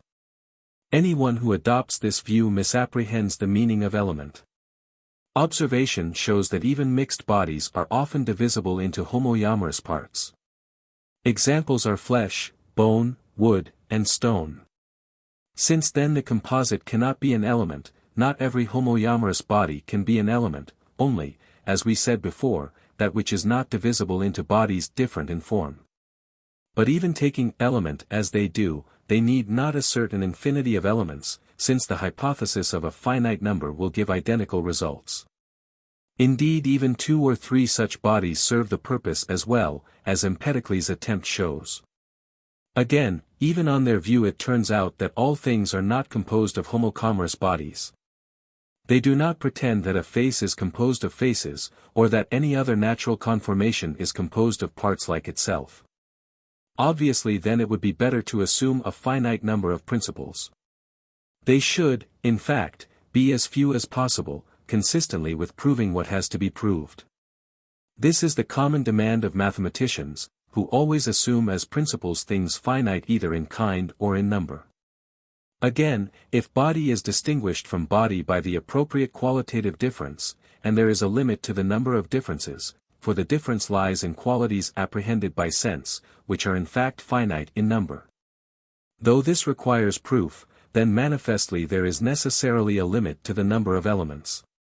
There is, further, another view, that of Leucippus and Democritus of Abdera, the implications of which are also unacceptable.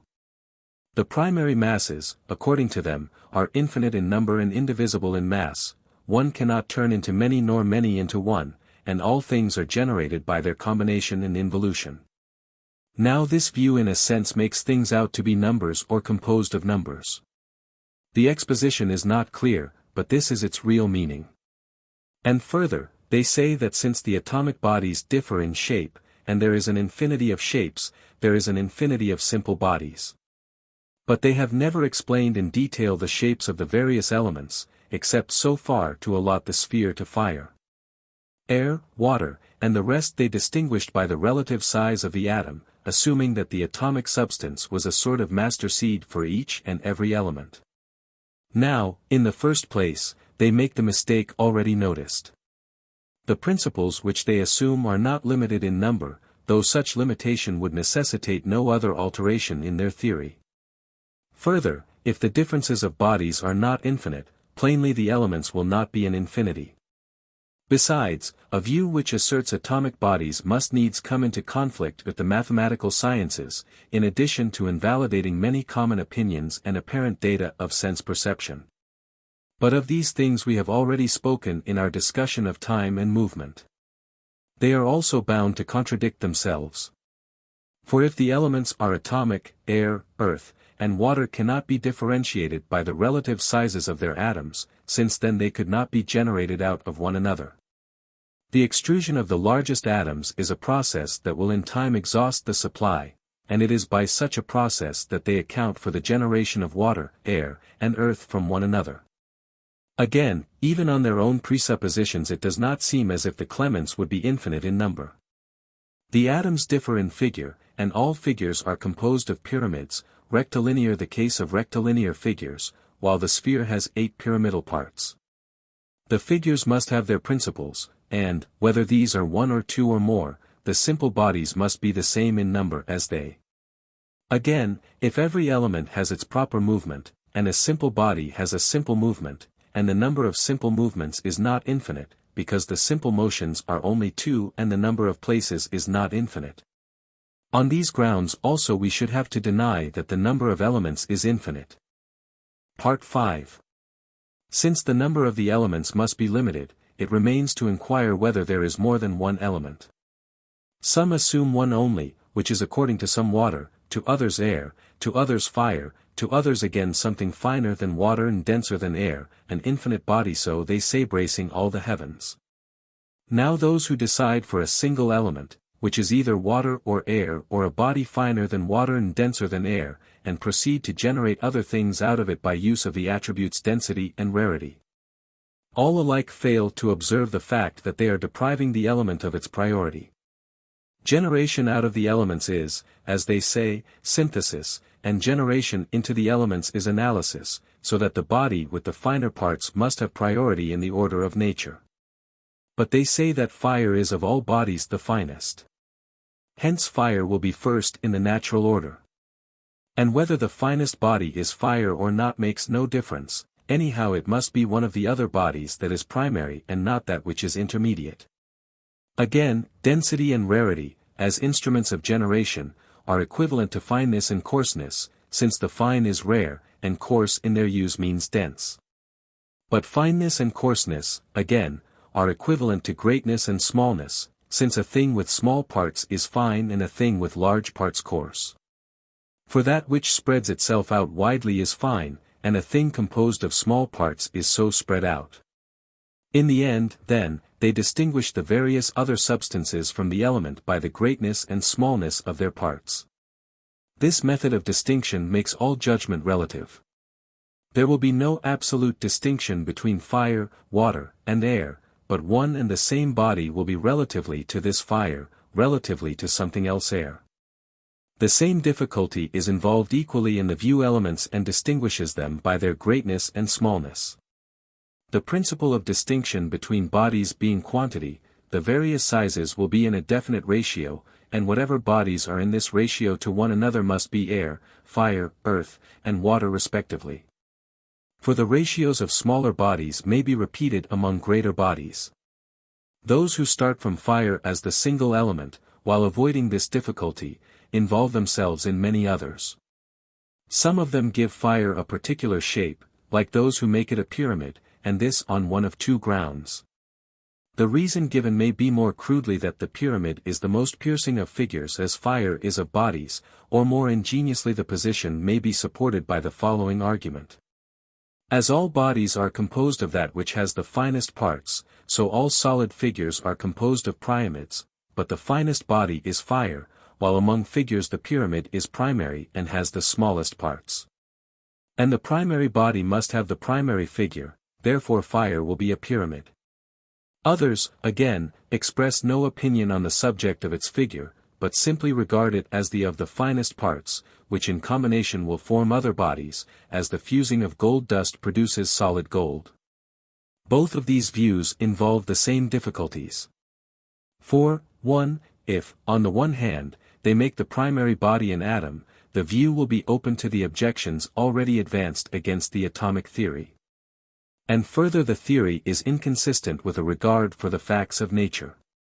For if all bodies are quantitatively commensurable, and the relative size of the various homogeneous masses and of their several elements are in the same ratio, so that the total mass of water, for instance, is related to the total mass of air as the elements of each are to one another, and so on, and if there is more air than water and, generally, more of the finer body than of the coarser, obviously the element of water will be smaller than that of air. But the lesser quantity is contained in the greater. Therefore the air element is divisible. And the same could be shown of fire and of all bodies whose parts are relatively fine. 2.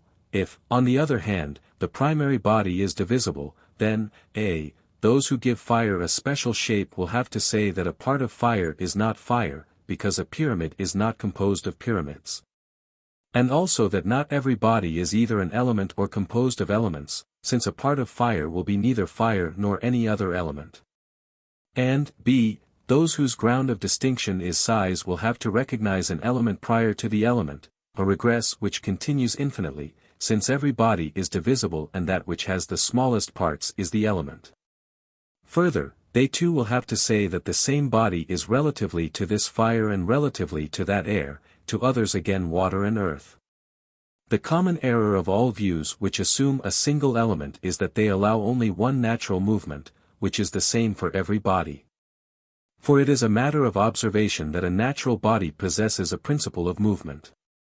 If then all bodies are one, all will have one movement. With this motion the greater their quantity the more they will move, just as fire, in proportion as its quantity is greater, moves faster with the upward motion which belongs to it. But the fact is that increase of quantity makes many things move the faster downward.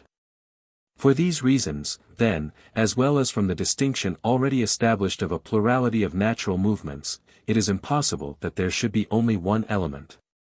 But if the elements are not an infinity and not reducible to one, they must be several and finite in number. Part 6. First we must inquire whether the elements are eternal or subject to generation and destruction, for when this question has been answered their number and character will be manifest. In the first place, they cannot be eternal. It is a matter of observation that fire, water, and every simple body undergo a process of analysis, which must either continue infinitely or stop somewhere. 1. Suppose it infinite. Then the time occupied by the process will be infinite, and also that occupied by the reverse process of synthesis. For the processes of analysis and synthesis succeed one another in the various parts. It will follow that there are two infinite times which are mutually exclusive, the time occupied by the synthesis, which is infinite, being preceded by the period of analysis. There are thus two mutually exclusive infinites, which is impossible. 2. Suppose, on the other hand, that the analysis stops somewhere. Then the body at which it stops will be either atomic or, as Empedocles seems to have intended, a divisible body which will yet never be divided. The foregoing arguments show that it cannot be an atom, but neither can it be a divisible body which analysis will never reach. For a smaller body is more easily destroyed than a larger. And a destructive process which succeeds in destroying, that is, in resolving into smaller bodies, a body of some size, cannot reasonably be expected to fail with the smaller body. Now in fire we observe a destruction of two kinds, it is destroyed by its contrary when it is quenched, and by itself when it dies out. But the effect is produced by a greater quantity upon a lesser, and the more quickly the smaller it is. The elements of bodies must therefore be subject to destruction and generation. Since they are generated, they must be generated either from something incorporeal or from a body, and if from a body, either from one another or from something else. The theory which generates them from something incorporeal requires an extracorporeal void. For everything that comes to be in something, and that in which the generation takes place must either be incorporeal or possess body. And if it has body, there will be two bodies in the same place at the same time, viz. that which is coming to be and that which was previously there, while if it is incorporeal, there must be an extracorporeal void. But we have already shown that this is impossible. But, on the other hand, it is equally impossible that the elements should be generated from some kind of body. That would involve a body distinct from the elements and prior to them. But if this body possesses weight or lightness, it will be one of the elements, and if it has no tendency to movement, it will be an immovable or mathematical entity, and therefore not in a place at all. A place in which a thing is at rest is a place in which it might move, either by constraint, i.e. unnaturally, or in the absence of constraint, i.e. naturally. If, then, it is in a place and somewhere, it will be one of the elements. And if it is not in a place, nothing can come from it, since that which comes into being and that out of which it comes must needs be together. The elements therefore cannot be generated from something incorporeal nor from a body which is not an element, and the only remaining alternative is that they are generated from one another. Part 7. We must, therefore, turn to the question, what is the manner of their generation from one another? Is it as Empedocles and Democritus say, or as those who resolve bodies into planes say, or is there yet another possibility? 1. What the followers of Empedocles do, though without observing it themselves, is to reduce the generation of elements out of one another to an illusion. They make it a process of excretion from a body of what was in it all the time, as though generation required a vessel rather than a material, so that it involves no change of anything. And even if this were accepted, there are other implications equally unsatisfactory. We do not expect a mass of matter to be made heavier by compression. But they will be bound to maintain this, if they say that water is a body present in air and excreted from air, since air becomes heavier when it turns into water. Again, when the mixed body is divided, they can show no reason why one of the constituents must by itself take up more room than the body did, but when water turns into air, the room occupied is increased. The fact is that the finer body takes up more room, as is obvious in any case of transformation. As the liquid is converted into vapor or air, the vessel which contains it is often burst because it does not contain room enough. Now, if there is no void at all, and if, as those who take this view say, there is no expansion of bodies, the impossibility of this is manifest, and if there is void and expansion, there is no accounting for the fact that the body which results from division of pies of necessity a greater space. It is inevitable, too, that generation of one out of another should come to a stop, since a finite quantum cannot contain an infinity of finite quanta. When earth produces water, something is taken away from the earth, for the process is one of excretion. The same thing happens again when the residue produces water. But this can only go on forever, if the finite body contains an infinity, which is impossible. Therefore the generation of elements out of one another will not always continue. 2. We have now explained that the mutual transformations of the elements cannot take place by means of excretion. The remaining alternative is that they should be generated by changing into one another. And this in one of two ways, either by change of shape, as the same wax takes the shape both of a sphere and of a cube, or, as some assert, by resolution into planes. A. Generation by change of shape would necessarily involve the assertion of atomic bodies. For if the particles were divisible, there would be a part of fire which was not fire and a part of earth which was not earth, for the reason that not every part of a pyramid is a pyramid nor of a cube a cube. But if, B, the process is resolution into planes. The first difficulty is that the elements cannot all be generated out of one another. This they are obliged to assert, and do assert. It is absurd, because it is unreasonable that one element alone should have no part in the transformations, and also contrary to the observed data of sense, according to which all alike change into one another. In fact, their explanation of the observations is not consistent with the observations. And the reason is that their ultimate principles are wrongly assumed. They had certain predetermined views, and were resolved to bring everything into line with them. It seems that perceptible things require perceptible principles, eternal things eternal principles, corruptible things corruptible principles, and, in general, every subject matter principles homogeneous with itself. But they, owing to their love for their principles, fall into the attitude of men who undertake the defense of a position in argument. In the confidence that the principles are true, they are ready to accept any consequence of their application. As though some principles did not require to be judged from their results, and particularly from their final issue.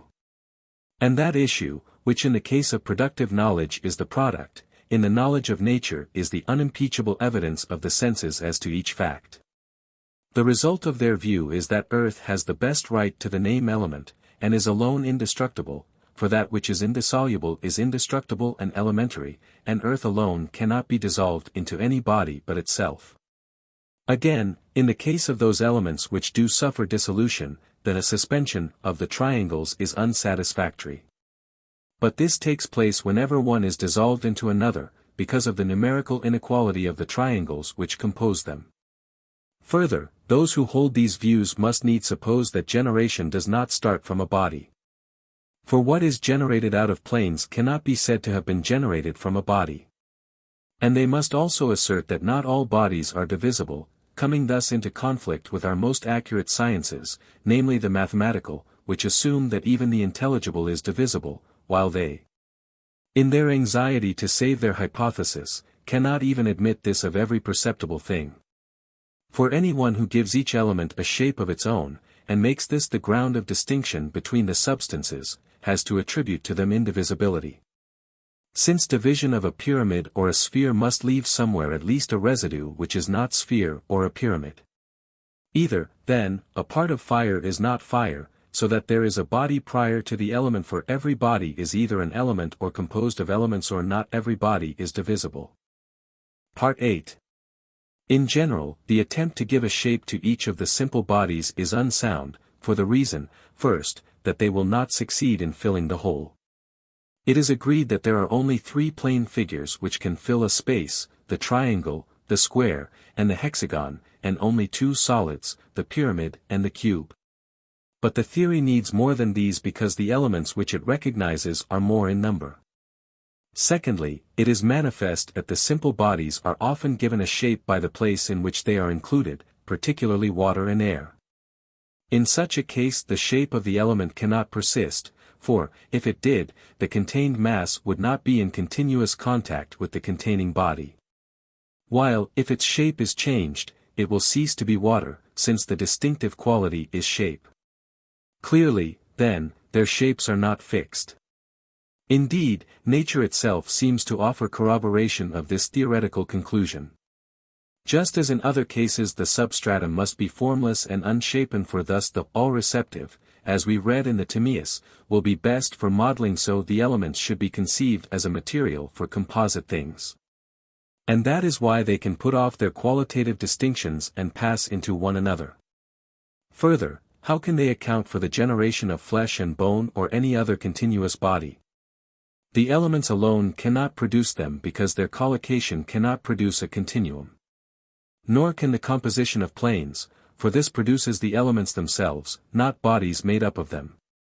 Any one then who insists upon an exact statement of this kind of theory, instead of assenting after a passing glance at it, will see that it removes generation from the world. Further, the very properties, powers, and motions, to which they paid particular attention in allotting shapes, show the shapes not to be in accord with the bodies. Because fire is mobile and productive of heat and combustion, some made it a sphere, others a pyramid. These shapes, they thought, were the most mobile because they offer the fewest points of contact and are the least stable of any. They were also the most apt to produce warmth and combustion, because the one is angular throughout while the other has the most acute angles, and the angles, they say, produce warmth and combustion. Now, in the first place, with regard to movement both are in error. These may be the figures best adapted to movement. They are not, however, well adapted to the movement of fire, which is an upward and rectilinear movement, but rather to that form of circular movement which we call rolling. Earth, again, they call a cube because it is stable and at rest. But it rests only in its own place, not anywhere, from any other it moves if nothing hinders, and fire and the other bodies do the same. The obvious inference, therefore, is that fire in each several element is in a foreign place a sphere or a pyramid, but in its own a cube. Again, if the possession of angles makes a body produce heat and combustion, every element produces heat, though one may do so more than another. For they all possess angles, the octahedron and dodecahedron as well as the pyramid. And Democritus makes even the sphere a kind of angle, which cuts things because of its mobility.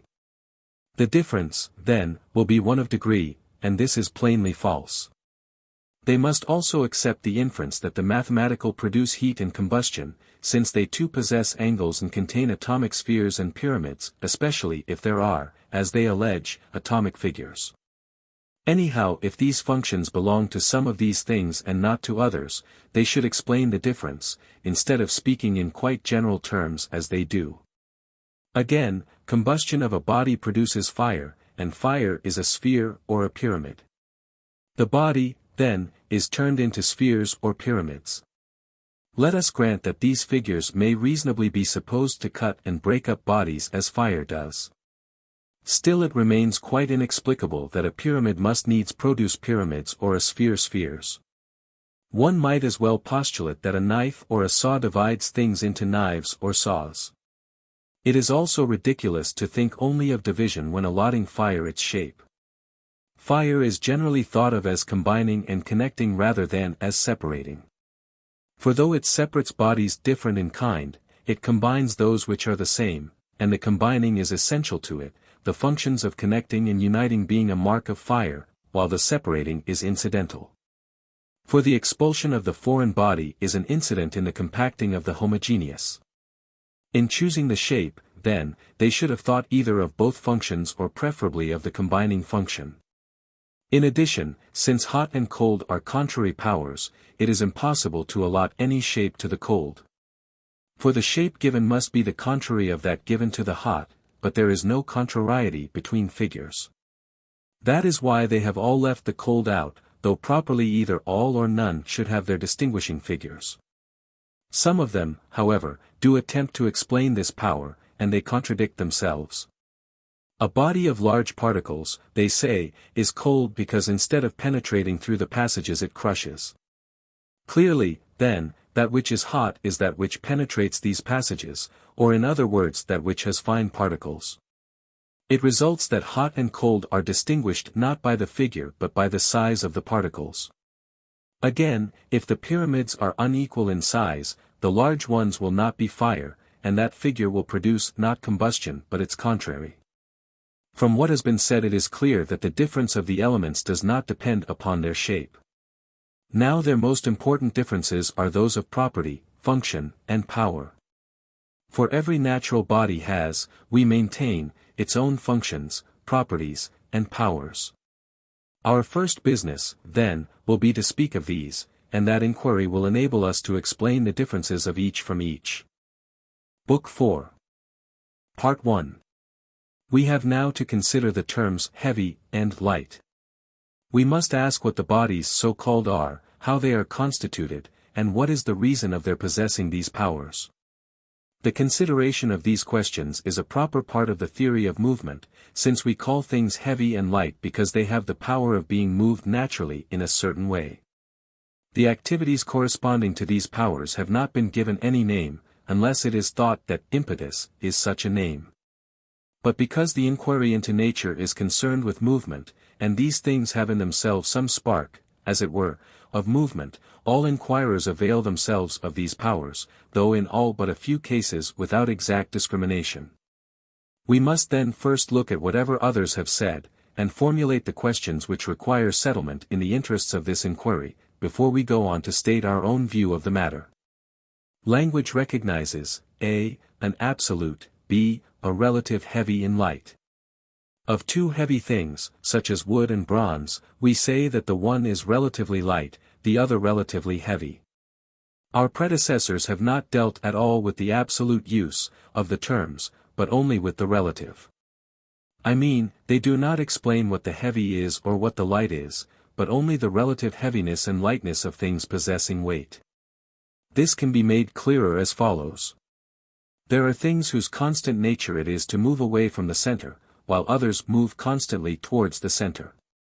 And of these movements that which is away from the center I call upward movement, and that which is towards it I call downward movement. The view, urged by some, that there is no up and no down in the heaven, is absurd. There can be, they say, no up and no down, since the universe is similar every way, and from any point on the earth's surface a man by advancing far enough will come to stand foot to foot with himself. But the extremity of the whole, which we call above, is in position above and in nature primary. And since the universe has an extremity in a center, it must clearly have an up and down. Common usage is thus correct, though inadequate. And the reason of its inadequacy is that men think that the universe is not similar every way. They recognize only the hemisphere which is over us. But if they went on to think of the world as formed on this pattern all round, with a center identically related to each point on the extremity, they would have to admit that the extremity was above and the center below. By absolutely light, then, we mean that which moves upward or to the extremity, and by absolutely heavy that which moves downward or to the center. By lighter or relatively light we mean that one, of two bodies endowed with weight and equal in bulk, which is exceeded by the other in the speed of its natural downward movement. Part 2. Those of our predecessors who have entered upon this inquiry have for the most part spoken of light and heavy things only in the sense in which one of two things both endowed with weight is said to be the lighter. And this treatment they consider a sufficient analysis also of the notions of absolute heaviness, to which their account does not apply. This, however, will become clearer as we advance. One use of the terms lighter and heavier is that which is set forth in writing in the Timaeus, that the body which is composed of the greater number of identical parts is relatively heavy, while that which is composed of a smaller number is relatively light. As a larger quantity of lead or of bronze is heavier than a smaller, and this holds good of all homogeneous masses, the superior weight always depending upon a numerical superiority of equal parts in precisely the same way, they assert. Lead is heavier than wood. For all bodies, in spite of the general opinion to the contrary, are composed of identical parts and of a single material. But this analysis says nothing of the absolutely heavy in light. The facts are that fire is always light and moves upward, while earth and all earthy things move downwards or towards the center. It cannot then be the fewness of the triangles, of which, in their view, all these bodies are composed, which disposes fire to move upward. If it were, the greater the quantity of fire the slower it would move, owing to the increase of weight due to the increased number of triangles. But the palpable fact, on the contrary, is that the greater the quantity, the lighter the mass is and the quicker its upward movement, and, similarly, in the reverse movement from above downward. The small mass will move quicker and the large slower. Further, since to be lighter is to have fewer of these homogeneous parts and to be heavier is to have more, and air, water, and fire are composed of the same triangles, the only difference being in the number of such parts. Which must therefore explain any distinction of relatively light and heavy between these bodies, it follows that there must be a certain quantum of air which is heavier than water. But the facts are directly opposed to this. The larger the quantity of air the more readily it moves upward, and any portion of air without exception will rise up out of the water. So much for one view of the distinction between light and heavy. To others the analysis seems insufficient, and their views on the subject, though they belong to an older generation than ours, have an air of novelty. It is apparent that there are bodies which, when smaller in bulk than others, yet exceed them in weight. It is therefore obviously insufficient to say that bodies of equal weight are composed of an equal number of primary parts, for that would give equality of bulk. Those who maintain that the primary or atomic parts, of which bodies endowed with weight are composed, are planes, cannot so speak without absurdity. But those who regard them as solids are in a better position to assert that of such bodies the larger is the heavier. But since in composite bodies the weight obviously does not correspond in this way to the bulk, the lesser bulk being often superior in weight, as, for instance, if one be wool and the other bronze. There are some who think and say that the cause is to be found elsewhere. The void, they say, which is imprisoned in bodies, lightens them and sometimes makes the larger body the lighter. The reason is that there is more void. And this would also account for the fact that a body composed of a number of solid parts equal to, or even smaller than, that of another is sometimes larger in bulk than it. In short, generally and in every case a body is relatively light when it contains a relatively large amount of void. This is the way they put it themselves, but their account requires an addition. Relative lightness must depend not only on an excess of void, but also on a defect of solid, for if the ratio of solid to void exceeds a certain proportion, the relative lightness will disappear. Thus fire, they say, is the lightest of things just for this reason that it has the most void. But it would follow that a large mass of gold, as containing more void than a small mass of fire, is lighter than it, unless it also contains many times as much solid. The addition is therefore necessary. Of those who deny the existence of a void some, like Anaxagoras and Empedocles, have not tried to analyze the notions of light and heavy at all. And those who, while still denying the existence of a void, have attempted this, have failed to explain why there are bodies which are absolutely heavy and light, or in other words why some move upward and others downward. The fact, again, that the body of greater bulk is sometimes lighter than smaller bodies is one which they have passed over in silence, and what they have said gives no obvious suggestion for reconciling their views with the observed facts.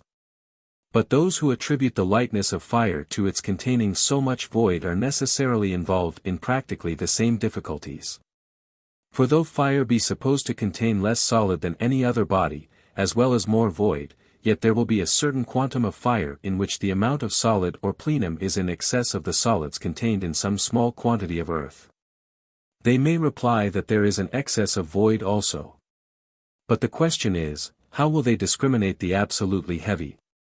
Presumably, either by its excess of solid or by its defect of void. On the former view there could be an amount of earth so small as to contain less solid than a large mass of fire.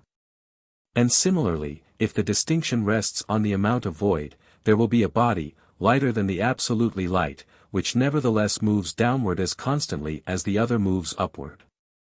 But that cannot be so, since the absolutely light is always lighter than bodies which have weight and move downward, while, on the other hand, that which is lighter need not be light. Because in common speech we distinguish a lighter and a heavier, viz. Water and earth, among bodies endowed with weight. Again, the suggestion of a certain ratio between the void and the solid in a body is no more equal to solving the problem before us. The manner of speaking will issue in a similar impossibility. For any two portions of fire, small or great, will exhibit the same ratio of solid to void, but the upward movement of the greater is quicker than that of the less, just as the downward movement of a mass of gold or lead, or of any other body endowed with weight, is quicker in proportion to its size. This, however, should not be the case if the ratio is the ground of distinction between heavy things and light. There is also an absurdity in attributing the upward movement of bodies to a void which does not itself move. If, however, it is the nature of a void to move upward and of a plenum to move downward, and therefore each causes a like movement in other things, there was no need to raise the question why composite bodies are some light and some heavy. They had only to explain why these two things are themselves light and heavy respectively, and to give, further, the reason why the plenum and the void are not eternally separated. It is also unreasonable to imagine a place for the void, as if the void were not itself a kind of place. But if the void is to move, it must have a place out of which and into which the change carries it. Also, what is the cause of its movement? Not, surely, its voidness, for it is not the void only which is moved, but also the solid. Similar difficulties are involved in all other methods of distinction, whether they account for the relative lightness and heaviness of bodies by distinctions of size, or proceed on any other principle. So long as they attribute to each the same matter, or even if they recognize more than one matter, so long as that means only a pair of contraries. If there is a single matter, as with those who compose things of triangles, nothing can be absolutely heavy or light, and if there is one matter and its contrary the void, for instance. And the plenum no reason can be given for the relative lightness and heaviness of the bodies intermediate between the absolutely light and heavy when compared either with one another or with these themselves. The view which bases the distinction upon differences of size is more like a mere fiction than those previously mentioned, but, in that it is able to make distinctions between the four elements. It is in a stronger position for meeting the foregoing difficulties. Since, however, it imagines that these bodies which differ in size are all made of one substance, it implies, equally with the view that there is but one matter. That there is nothing absolutely light and nothing which moves upward, except as being passed by other things or forced up by them. And since a multitude of small atoms are heavier than a few large ones, it will follow that much air or fire is heavier than a little water or earth, which is impossible. Part 3. These, then, are the views which have been advanced by others and the terms in which they state them. We may begin our own statement by settling a question which to some has been the main difficulty, the question why some bodies move always and naturally upward and others downward, while others again move both upward and downward. After that we will inquire into light and heavy and of the various phenomena connected with them. The local movement of each body into its own place must be regarded as similar to what happens in connection with other forms of generation and change. There are, in fact, three kinds of movement, affecting respectively the size, the form, and the place of a thing. And in each it is observable that change proceeds from a contrary to a contrary or to something intermediate. It is never the change of any chance subject in any chance direction, nor, similarly, is the relation of the mover to its object fortuitous. The thing altered is different from the thing increased, and precisely the same difference holds between that which produces alteration and that which produces increase. In the same manner it must be thought that produces local motion and that which is so moved are not fortuitously related. Now, that which produces upward and downward movement is that which produces weight and lightness, and that which is moved is that which is potentially heavy or light, and the movement of each body to its own place is motion towards its own form. It is best to interpret in this sense the common statement of the older writers that like moves to like. For the words are not in every sense true to fact. If one were to remove the earth to where the moon now is, the various fragments of earth would each move not towards it but to the place in which it now is. In general, when a number of similar and undifferentiated bodies are moved with the same motion, this result is necessarily produced, viz. that the place which is the natural goal of the movement of each single part is also that of the whole. But since the place of a thing is the boundary of that which contains it, and the continent of all things that move upward or downward is the extremity and the center, and this boundary comes to be, in a sense, the form of that which is contained. It is to its like that a body moves when it moves to its own place. For the successive members of the scries are like one another, water, I mean, is like air and air like fire, and between intermediates the relation may be converted, though not between them and the extremes. Thus air is like water, but water is like earth, for the relation of each outer body to that which is next within it is that of form to matter. Thus to ask why fire moves upward and earth downward is the same as to ask why the healable, when moved and changed qua healable, attains health and not whiteness, and similar questions might be asked concerning any other subject of elision. Of course the subject of increase, when changed qua increasable, attains not health but a superior size. The same applies in the other cases. One thing changes in quality, another in quantity, and so in place, a light thing goes upward, a heavy thing downward. The only difference is that in the last case, viz. that of the heavy and the light, the bodies are thought to have a spring of change within themselves, while the subjects of healing and increase are thought to be moved purely from without. Sometimes, however, even they change of themselves, i.e. in response to a slight external movement reach health or increase, as the case may be. And since the same thing which is healable is also receptive of disease, it depends on whether it is moved qua healable or qua liable to disease, whether the motion is towards health or towards disease. But the reason why the heavy and the light appear more than these things to contain within themselves the source of their movements is that their matter is nearest to being.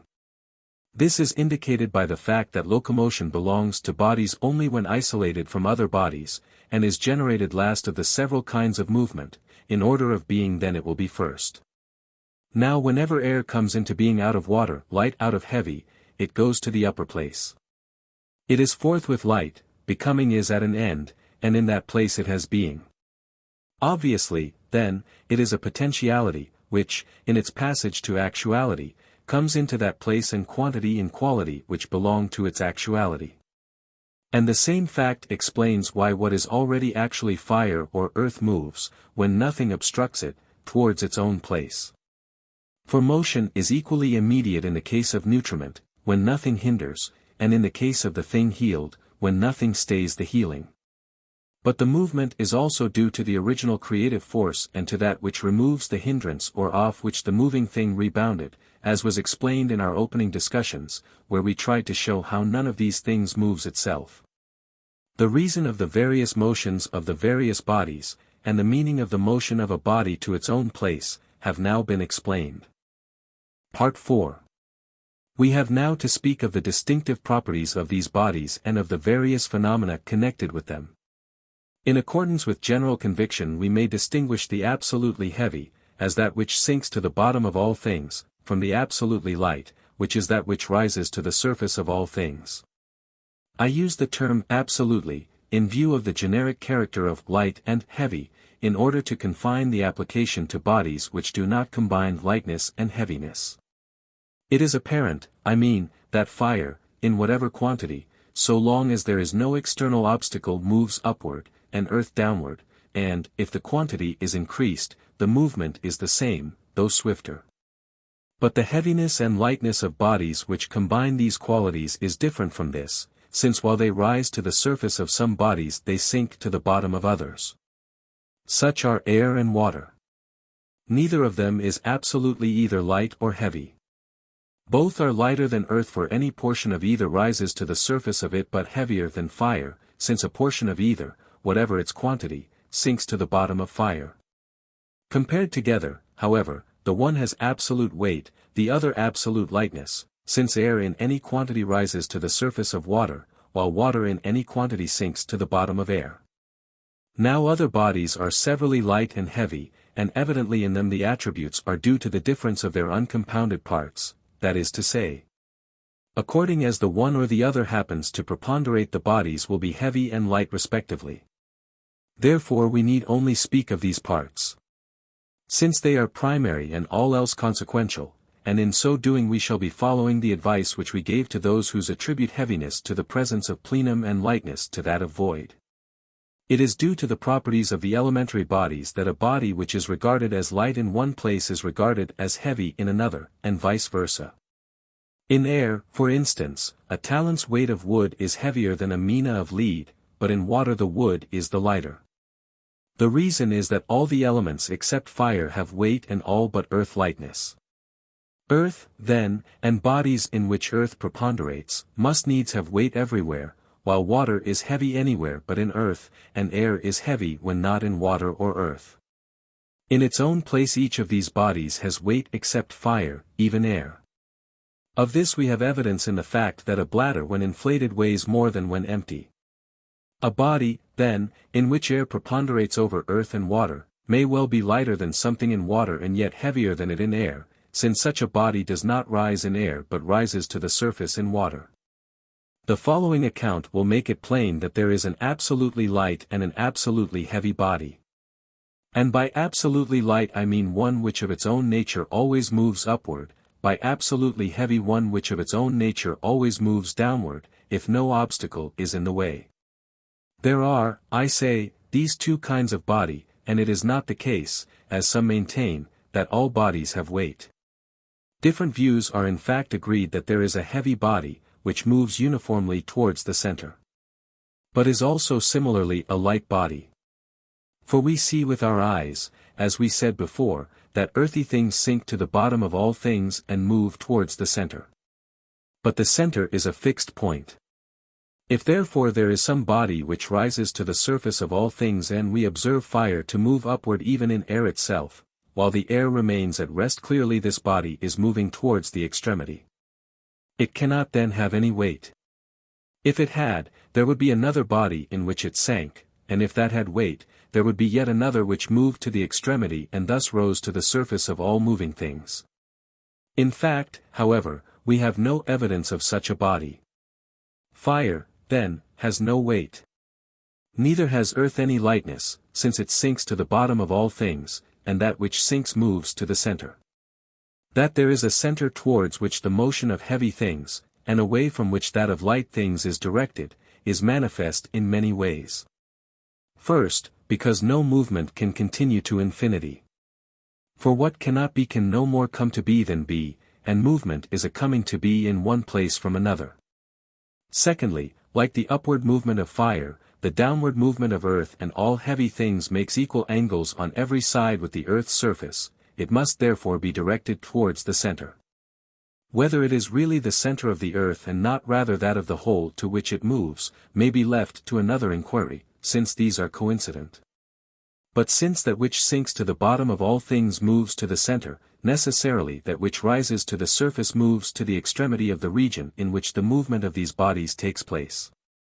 For the center is opposed as contrary to the extremity, as that which sinks is opposed to that which rises to the surface. This also gives a reasonable ground for the duality of heavy and light in the spatial duality center and extremity.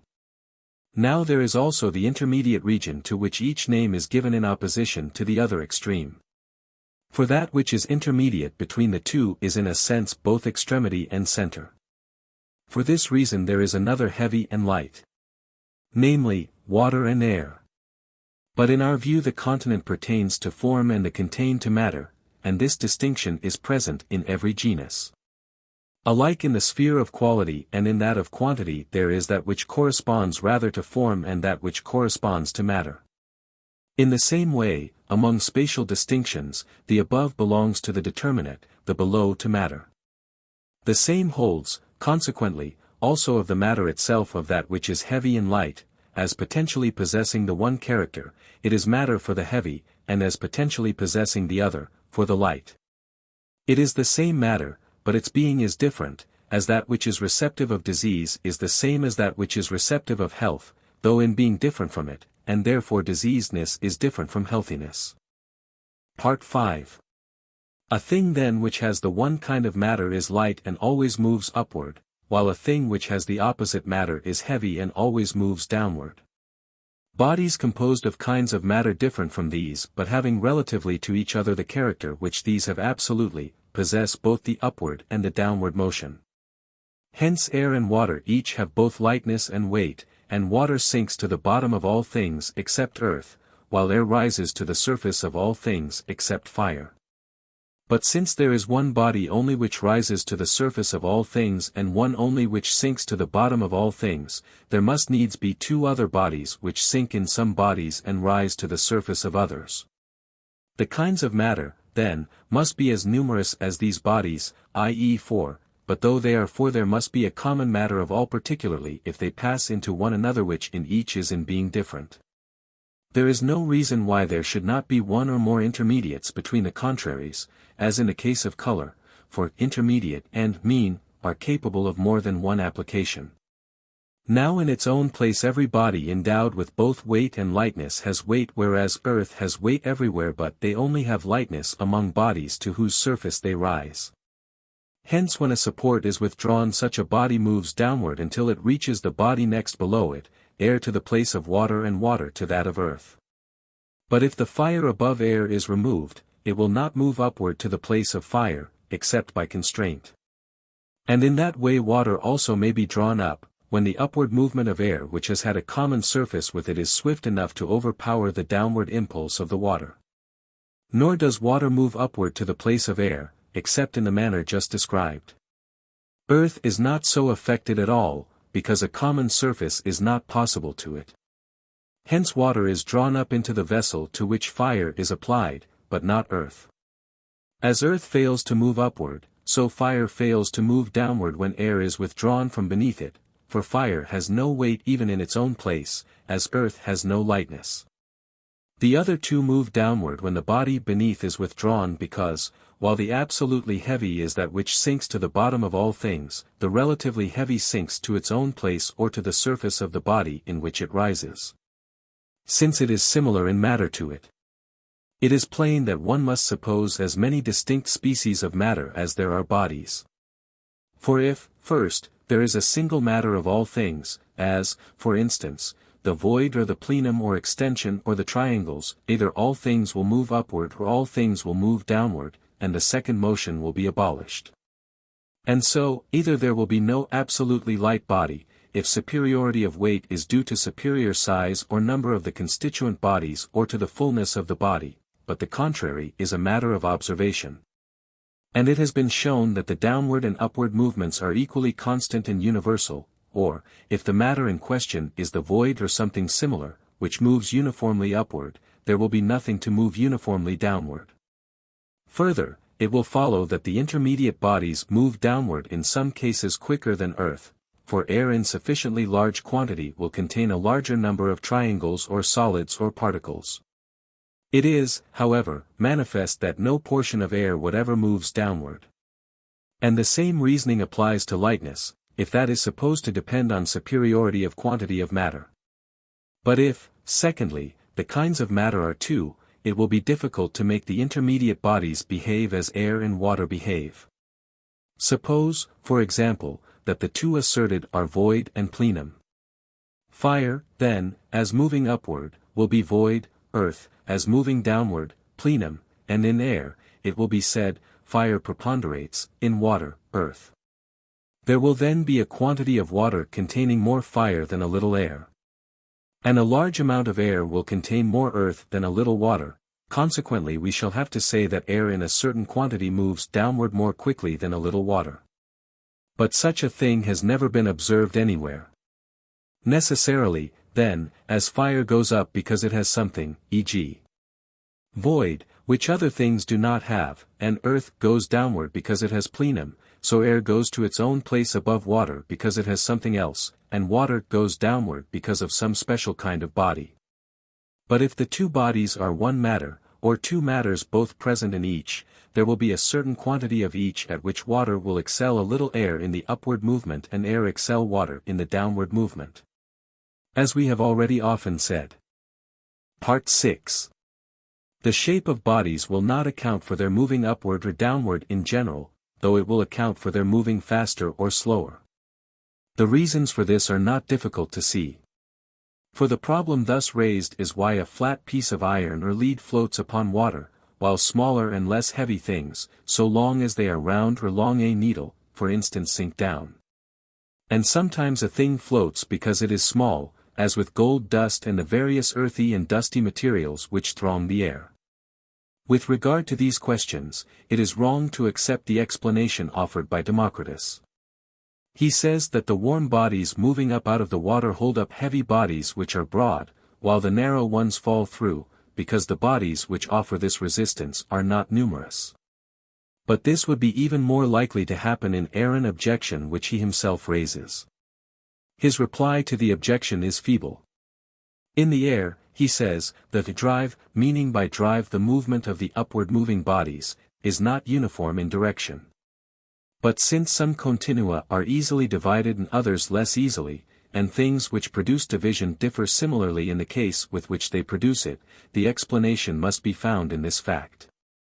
It is the easily bounded, in proportion as it is easily bounded, which is easily divided, and air is more so than water, water than earth. Further, the smaller the quantity in each kind, the more easily it is divided and disrupted. Thus the reason why broad things keep their place is because they cover so wide a surface and the greater quantity is less easily disrupted. Bodies of the opposite shape sink down because they occupy so little of the surface, which is therefore easily parted.